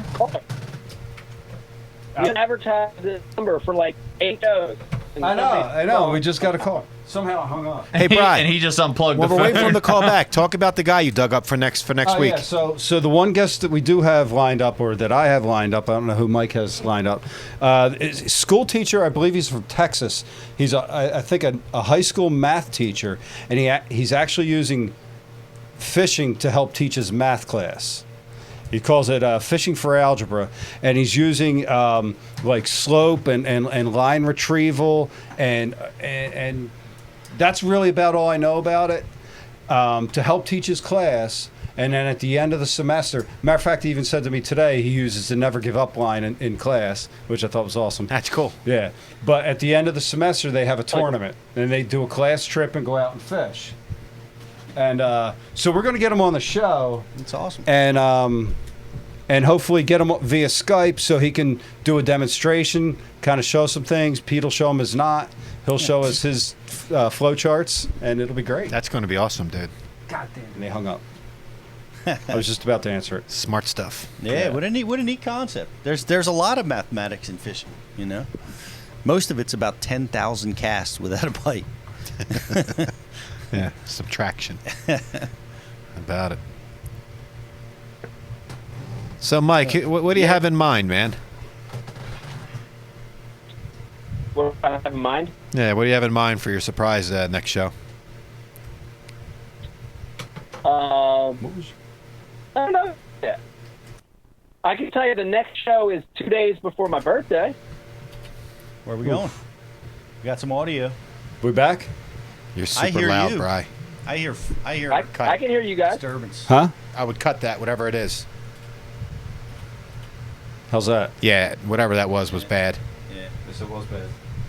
What'd somebody do? Call in while they were skydiving? Caller, you're on the line. Caller, you're on Mike Live. Hi, this is KVD's power pole calling. I want to speak to the man who was wrapped around me. Yes, this is me. Go ahead. Hello. Listen, I don't like it very much when you're riding your line against me. It's not very nice. I would prefer it if you would put the pole a lot closer and tried to unwrap yourself from me. It wasn't very, very nice of you. I know you had a big fish there and that you had to get it in, but next time I want you to just maybe power me down and stroke me correctly. That would be very nice of you. I'd appreciate that very, very much. No problem. Absolutely, KVD. I'll do that next time. I'll power pole down. I'll stroke you. You got it. Might be my pleasure. Okay, you'll be good now. I don't even like that guy. He's always pushing my buttons. He's crazy. You'll be well. Okay, you take it easy. Thanks for the call. Thanks, Kevin. Bye now. That's Kevin's power pole. That was Saul Rosenberg. Yeah, Kevin's power pole, man. That got his feelings hurt. Yeah. It was good to hear from him, though. Yeah. It was. It's good to hear from about him. it. Good grief. So let's say I'd like to touch up on a couple other things too, real quick. Want to give a special shout out to one of our amazing friends. One of the reasons Ike Live exists. Special shout out to Mark Jeffries. Want you to check out his web show, Bass Talk Live, and special shout out to Mark's son, AJ. Had a crazy accident happen. Really crazy thing. He's recovering. He's doing better. Hope you recover quick. Special shout out to him. Also want to give a shout out to another friend of the show, professional athlete, Brian Bickle, a.k.a. Bix of the Chicago Blackhawks. Man, Game 7. Is that right, Brian? Yeah, Game 7 Saturday, I Game believe. 7? Saturday, 8 o'clock. Yep. Wow, Game 7 coming up on Saturday. Congratulations, good job. Conference finals. The Flyers, since the Flyers aren't in the chase here, good luck to you, man. I hope you win it. I hope you guys take it again. What else we got, Brian? We got anything else to recap before we? Yeah, let me show. We got a couple people want to call in. Maybe we take them. I'm going to show AJ's pictures. So here's the glass door that he put his arm through. Right. And there's him in the stretcher. Oh, Christ. Can you make yours the big one, Bri? Yeah, I screwed up. There it is. There's homeboy's arm. And who's that? That's Mark Jeffrey's son, dude. Ah. Who's that? Who's Oh, that in wow. the pink yoga Dude, he put pants? his arm through the door playing basketball. Oh, man. Yeah, he almost bled out. That's man. what I was Yeah. He lost Listen all 6 day. units of blood, almost 200 stitches. Wish you well, buddy. Terrible. Yeah, yeah. Wow. Wow. They still are. Did they live far from a hospital or something? Hey, Beck, what's up? Are we talking about Jeffrey's son? Yeah. AJ. That's horrible. Yeah, that was rough. Lucky. Got lucky. He Made it. got really lucky. But to lose that much blood, did they live real far from a hospital? Dude, he cut the artery, he cut the tendon. I mean, did you see that? I don't know. Yeah. Wow. Wow. Oh, thank God, man. What else? Anything? Want to? I know I already mentioned this, but let me remind you. If you want to listen again to this show or any of the shows, we've been doing this for. How many shows are we, Brian Carpenter? I want to say this is 22. 22. Well, watch this show or any of the 22. You can do them anytime for free. Not charging anything like you can download it for anytime for free at MikeIaconelli.com. You could also go to iTunes. You could also go to Stitcher and get them for free. And just to let you YouTube heads know, we are going to be now placing Ike Live clips on YouTube. So, Dave Brodnick, you're going to be YouTube famous very soon. Yeah, I'm just lucky that you guys like me. That's about all. That's about all that likes me. So I don't think that's gonna happen. I think this is the first show from our bed, though. Yes, we're actually. I didn't want to mention that, but we're in our bed right now. We're in our camper bed. It's just sort of like a bed. We're classy. Yes. This is where the magic happens. There's a leather headboard.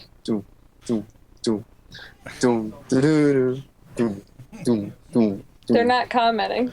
There's nothing happening. Yeah, I was just waiting for something to happen, man.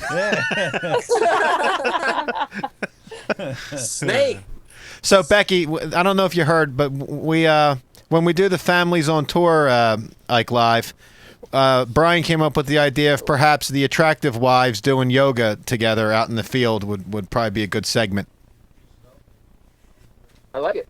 We can do that. I had Debbie Morgenthaler doing headstands today. We talked about that. Yeah. Chad talked about it. Yeah. It's good. Is that scary that that's how I decompress? I do headstands? No, not and at now all. I have everyone else doing them? Does it work? We have to pick a Yeah, winner. because you really have to focus. So it totally takes your mind away from like the craziness that's happening for a few seconds. Mike, we have a caller. He's got a question. Caller, which neighbor you call from? Caller, which neighbor you call from? Caller, which neighbor you call from? Go ahead, caller. Hello? Hello? Hey, there you are. What's your question? I was wanting to ask Mike about what he thinks a possible winning pattern would be. He was supposed to bring a story before he got to ask his question. What did we just cover? We just said, guys, don't I ask- talked to him beforehand. I said, give me a story, then you get to ask your question. Yeah. He's out. What's Jesus. a wing patty? What did you say? I didn't hear the question. It didn't matter. We cut him off, Mike. It was going to be another Toledo Bend in March question, dude. Yeah, you got to bring a damn story. Yeah, I hung up on him. I'm sorry, dude. I coached him up. I said, come on. He had a story, and then he panicked. He said, what's a wing pattern? A winning pattern on Kentucky Lake. A winning pattern. If you're not in the Kentucky Lake area, you could give a shit about that damn story. That's all I'm saying.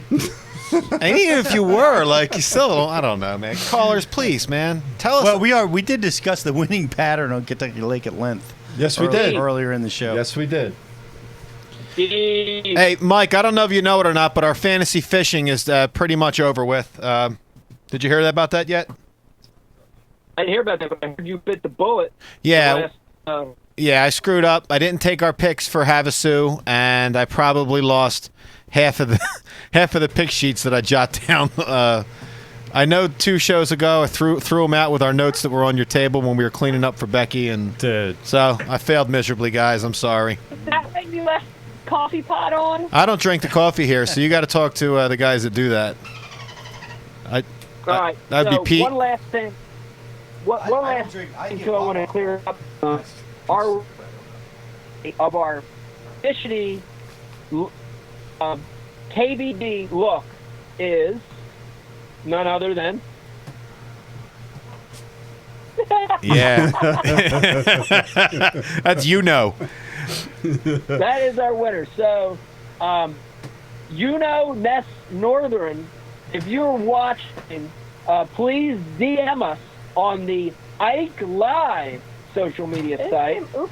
Ukno. UKNO. Ukno. His best opportunity is to hit me up on Twitter. Brian the Carpenter. On Twitter. Yes. Okay. Ukno, hit Brian the Carpenter up on Twitter. We'll get you information. We'll send you out your fishy gift pack. And great luck, because that's exactly what Kevin looked like when I caught a 5-pounder under his boat. Exactly. He makes good faces. He makes great faces. He's got a great site, by the way. We're just scrolling through some of his fish catches.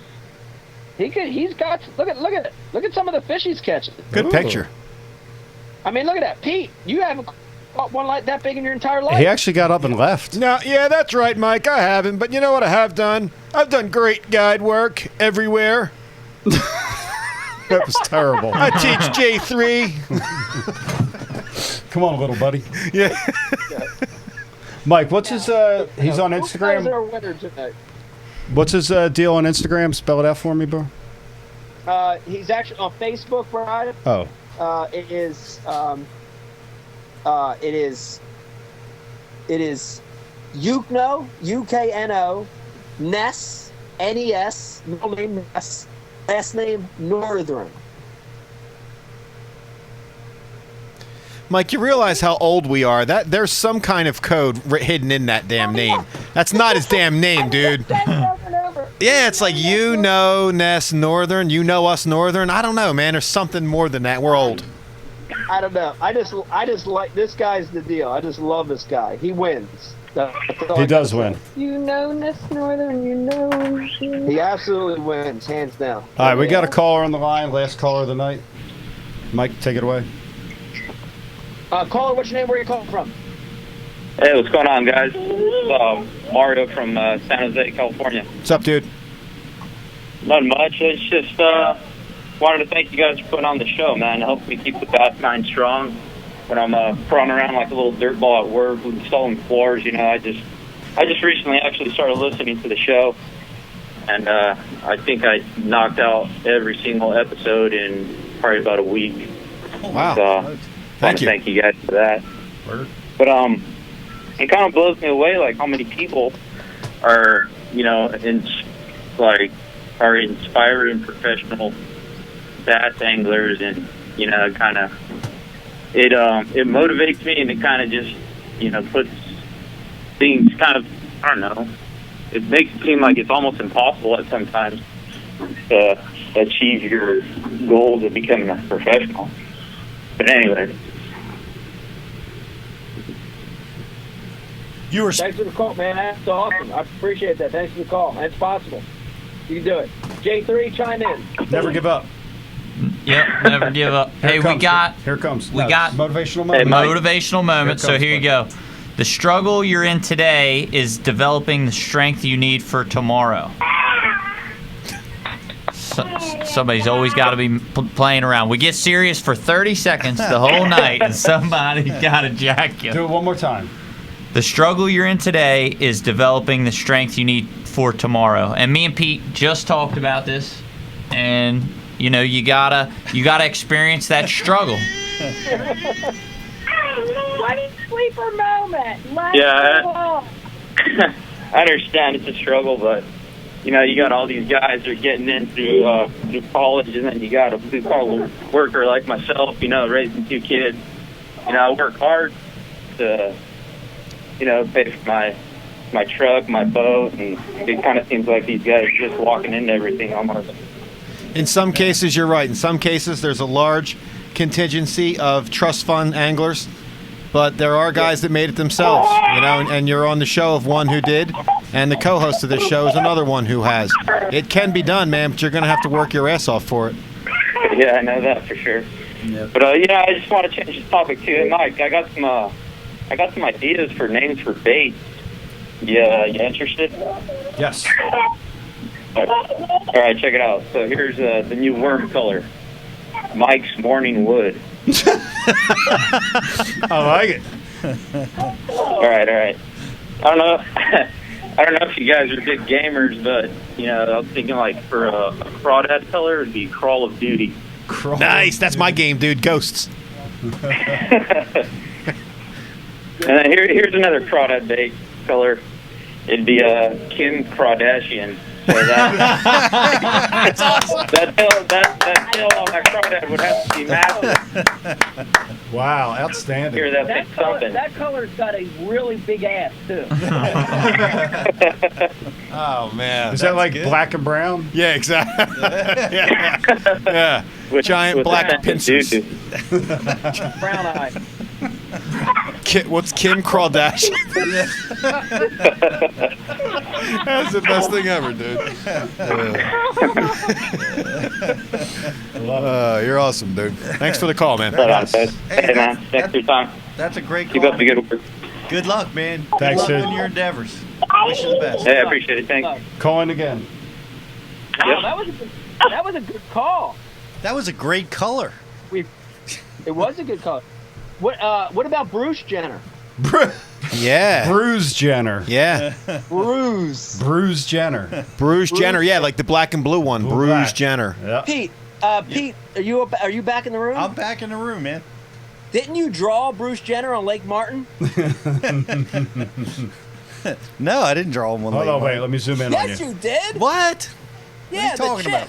Look, watch The it. what? Yeah, the chick, the lady, the dude with the chick. Oh, With the chick. the Marsha Fan. the transgender. You had a tranny?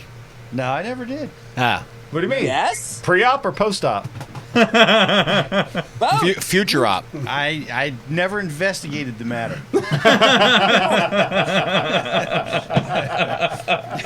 Pete, you drew Bruce Jenner. Come on.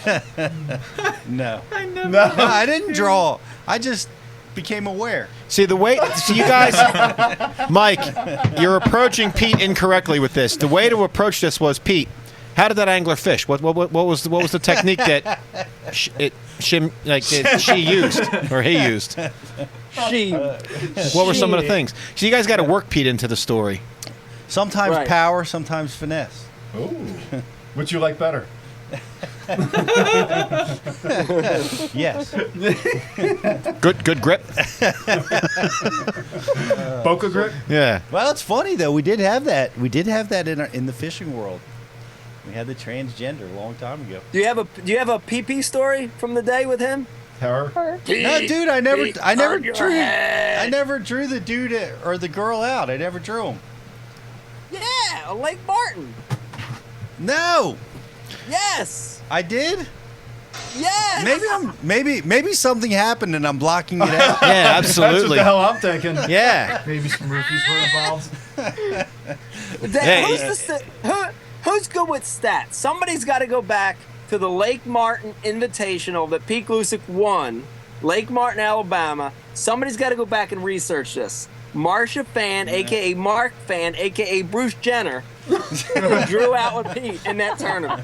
And Pete now has no recollection of it, like an alien abduction, man. Something's fishy. Yeah, he got roofied. No wonder he won. Yeah. I just don't remember. All of a sudden started walking like John Wayne afterward.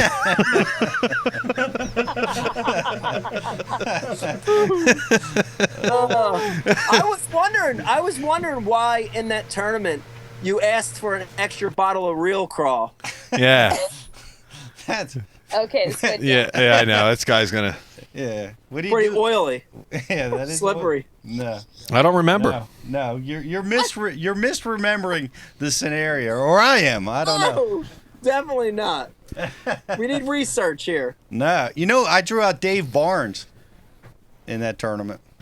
I didn't draw out anybody that of course, I can't remember the other two partners. Because it was Marcia Fan, that's why. Maybe it was. Somebody call.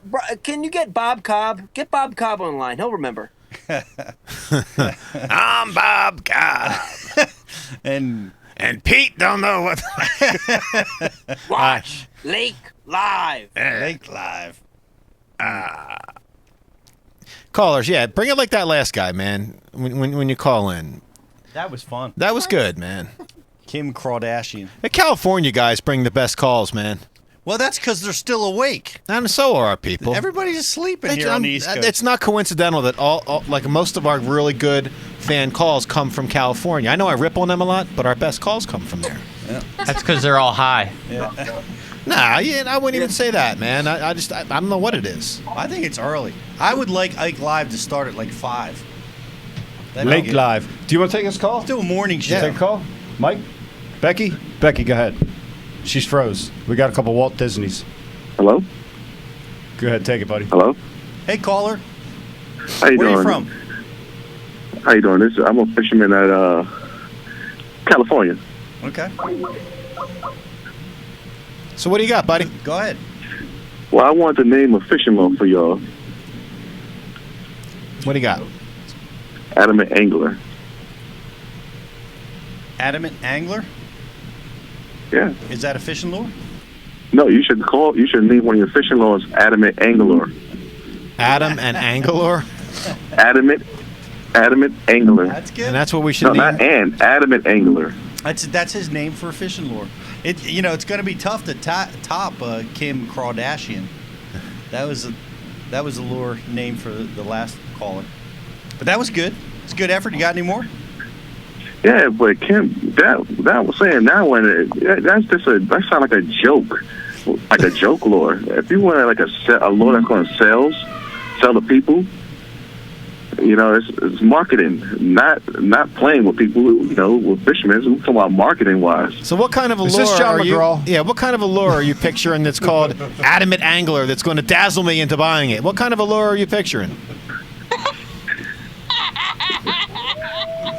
Well, you could make it into a swim bait or something like that, or. But the noun's not even correctly used. Like Adamant Angler, like that could be your brand of a company, but not a specific bait, dude. You can't come rip Kim Kardashian, it was hilarious, and use Adamant Angler as your rebuttal, dude. That's weak.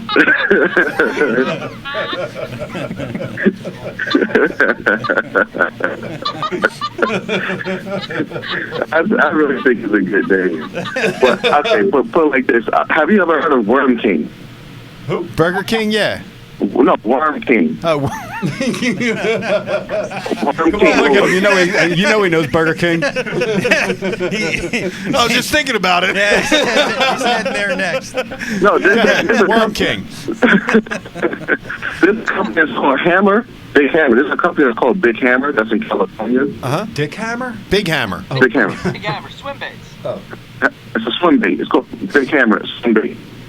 Yeah. Okay. Before Big Hammer swim bait came out, it was a company called Worm King. Okay. It was called Worm King. I own that company.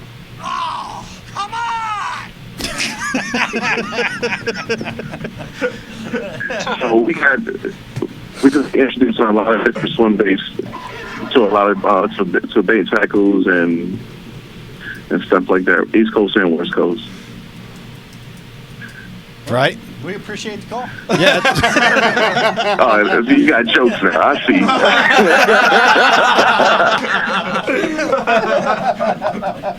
You better hurry up and patent that adamant angler thing, because I'm sure everyone's going to jump on that, dude. Oh my God. Yeah, you got jokes now. Even Pete's busting. Yeah, you're bad, dude, when Pete starts ripping on you, man.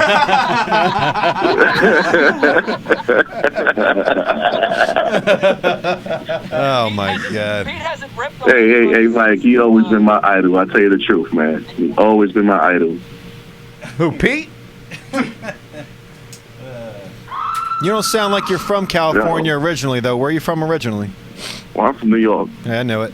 I knew it. Well, I'm from the Hudson City now. So that's it, right? All right, man. Thank you for the call. Yeah. Later, dude. Appreciate it, buddy. Hey, where's Fat Cat been? Did he get the boot? Nah, truck driving, man. Busy man. Yeah, no, he's got a girl. What? Yeah. He's knee deep. I love his high kick. Yeah, he's all hemmed up, dude. How about it? Yeah, he don't even post on Facebook. Oh God. Yep. Why? Why would you do that, fat cat? Well, he did it. Don't you hear us trying to live vicariously through these boring fucking anglers that have no funny stories to tell? And you go, man. Why do we all fall down that same trap and rut? We do. We're told not to. With that last guy, somebody IM'd in, hang up and throw your phone in the water.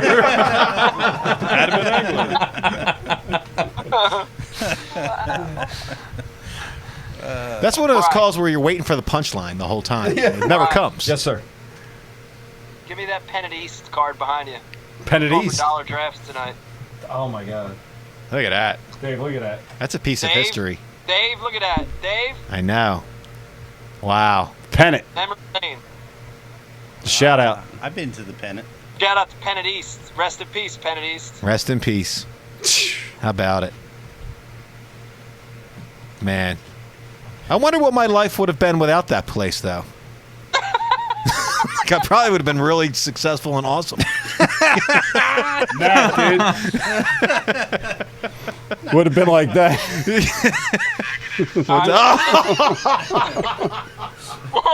Let me see it. Let me see it, Brian. I know what it is. You fucking... Oh. What a pistol. There, you guys, man. Oh, all right. Let's play the name game real quick. You ready? We're going to go around and we're going to name bands from the Penn at East. I'm going to start. Go. Steamroller Picnic. Mr. Green Jeans. Don't call me Francis. Secret Service. Ooh. What was that one? Secret Service. Back to you, Mike. Ooh. Who said Secret Service? Pete Tight. Pete Tight. Hello, Oh, somebody said that. Hello, Francis. TWO. Caller, to you. Hello. Yes. What name to What's you? your name? Where you call from? Travis Hi, Travis. from Kentucky. Hi, Travis. What's your question? I ain't got a question. I got a funny story. Yes. Go ahead, Travis. Go You're ahead, on. Travis. What do you got? You're yeah, live we as was, hell. You there? Go, dude. You're live. Okay. We was out fishing a ledge, and we were deep cranking, and the waves got up, and some pleasure boaters are out on the lake, like always, and an idiot on a jet ski, like they can be sometimes, decided he was going to do donuts around us while we're fishing the ledge. And he got done doing donuts. We yelled at him, and he drove about 50 yards from the boat and speared a wave, and it threw him off.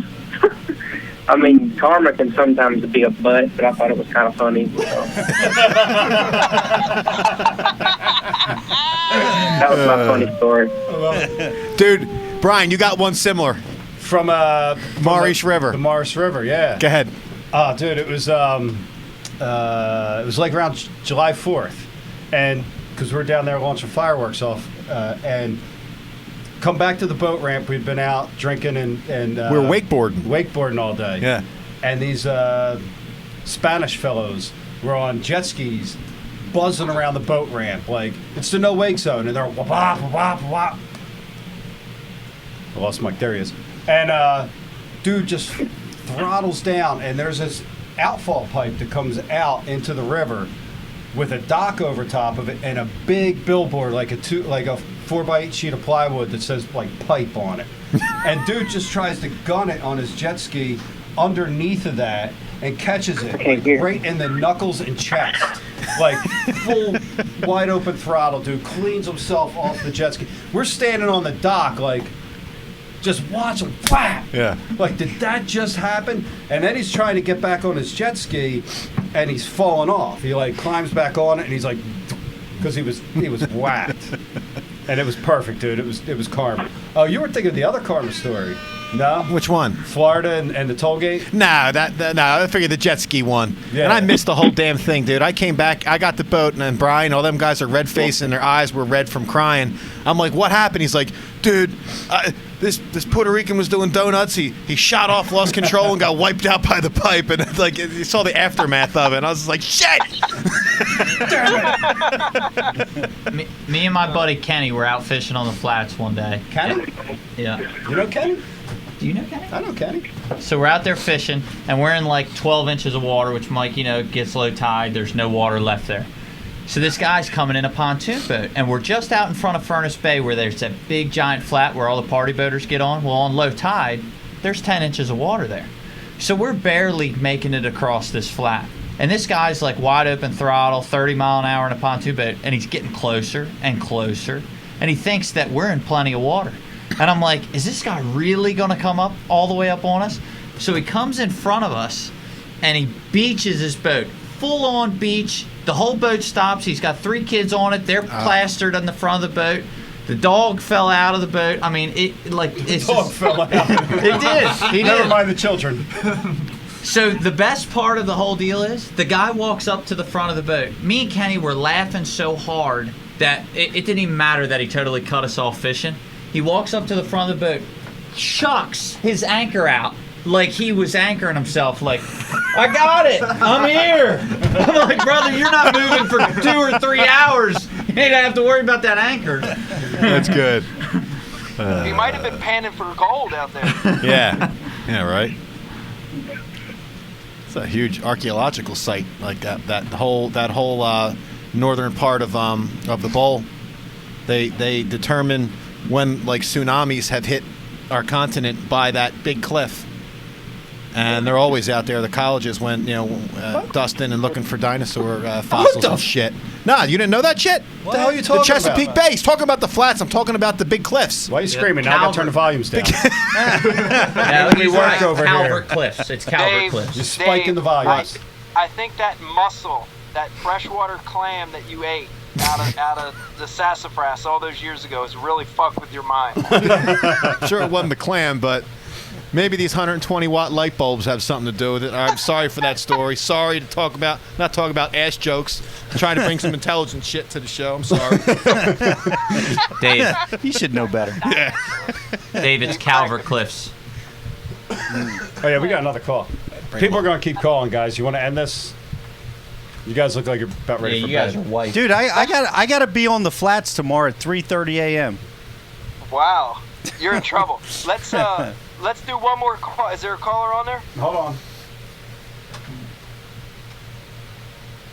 Or no? Yeah. You're on. Yo.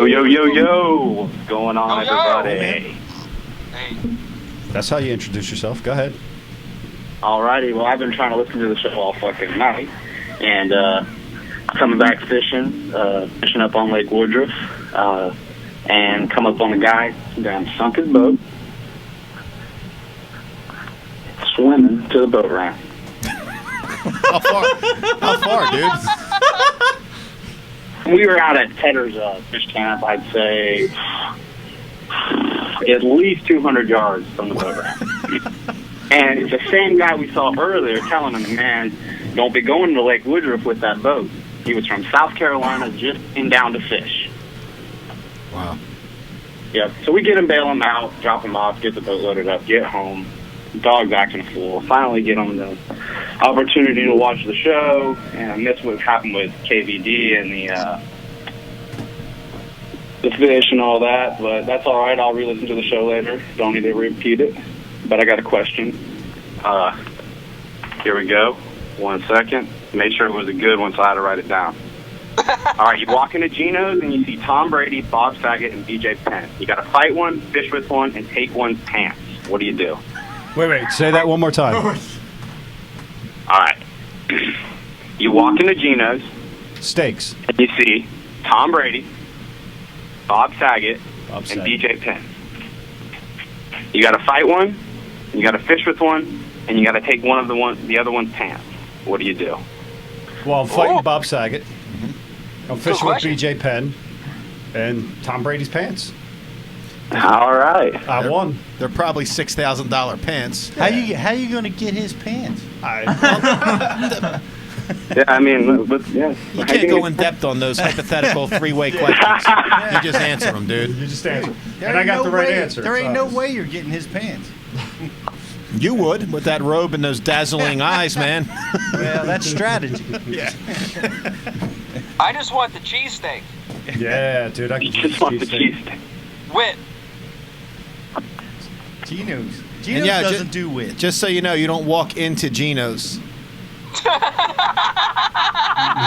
It's like a walk-up drive-through type deal. Like you walk up on your feet. There's nowhere to sit in there. Everyone sits outside, dude. Just give you a little history. That's a little history. When I was in Philly in August, the guy on the bus said, "Don't go to Geno's. They're all dickheads." And we went to the place. Pat's. Where was it? It was next to the Liberty Center. Right where the Liberty Bell is down the road. There's no. No, it ain't No Luke's. telling. Luke's is Luke. Yeah, but the whole point is that they're supposed to be rude to you.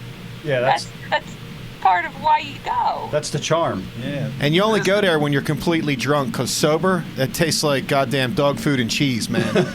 You only go there when Yeah. you're hammered, and then it's delicious. And you have two of them. Yes, you do.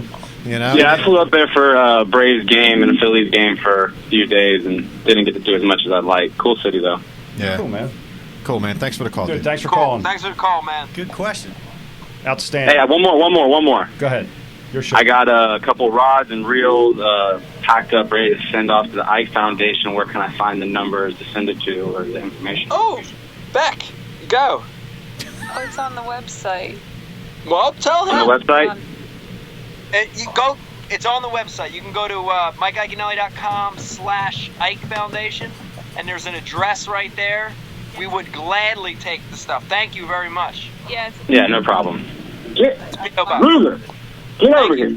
Sorry, man. I'm fucking chasing this dog the entire time I'm talking on the phone. All right, dude. Call back again, man. Thank you. Yeah, man. wow. I got to tell you something. Can I tell you something real quick? Yes, say it. This has been the funnest part of the show. Why did we wait till 11:15 to do this? I don't know, but the phone's blowing up. This is amazing. So let's do this. Let's because of Pete's sake. Pete's got to be on the plaza at 3:30. For Pete's sake. I'm gonna be up. For Pete's sake, I'm gonna be up early. Let's end the show, but let me remind everybody that the next show, June 15th, is the Fan Appreciation Show. Brian, a.k.a. The Carpenter, a.k.a. Spy, a.k.a. Press One Spock, a.k.a. Ding Dong. Correct me if I'm wrong, but the whole show is going to be this. It's going to be all this nonsense. No pros, Mike. No pro surprises, please. No pros, no, none of that stuff. It's going to be us hanging out, Scrubs. talking about scratching Nick Toodle's car and taking calls. Taking calls. Okay, I expect someone, hopefully J3, take this responsibility. We got to research and make sure that Pete actually did fish with Bruce Jenner in that event. That'll be a topic in the next show. Can I call in for that show? I'll be fishing the Federation Championship. Yes. Yes, you can call it. Whoa. Don't do drugs, kids at home. Let me remind everybody, if you want to see any of the 22 shows, please go to MikeIaconelli.com, go to iTunes, go to Stitcher. You can look at it for free. Give us a review, please. Give us a review. Yeah, check out our YouTube channel and go to our social media sites, the Ike Live social media sites on Twitter, YouTube, and Instagram. Like it, share it, and harass Brian the Carpenter as he will be manning these social media sites. Brian will be all over it. Twitter, Facebook, not so much Instagram yet. Okay, good show, guys. You're on Instagram. From Green Acres on Pickwick Lake, Ike Live saying, good night. Good night to you. Good night to you. Good night to you. Good night. Good night, guys. Crush them next week, buddy. Crush them. Good night. Great.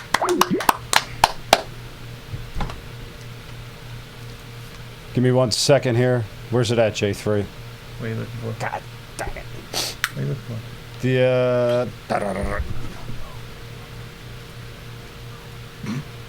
We no longer have hosts. everybody left.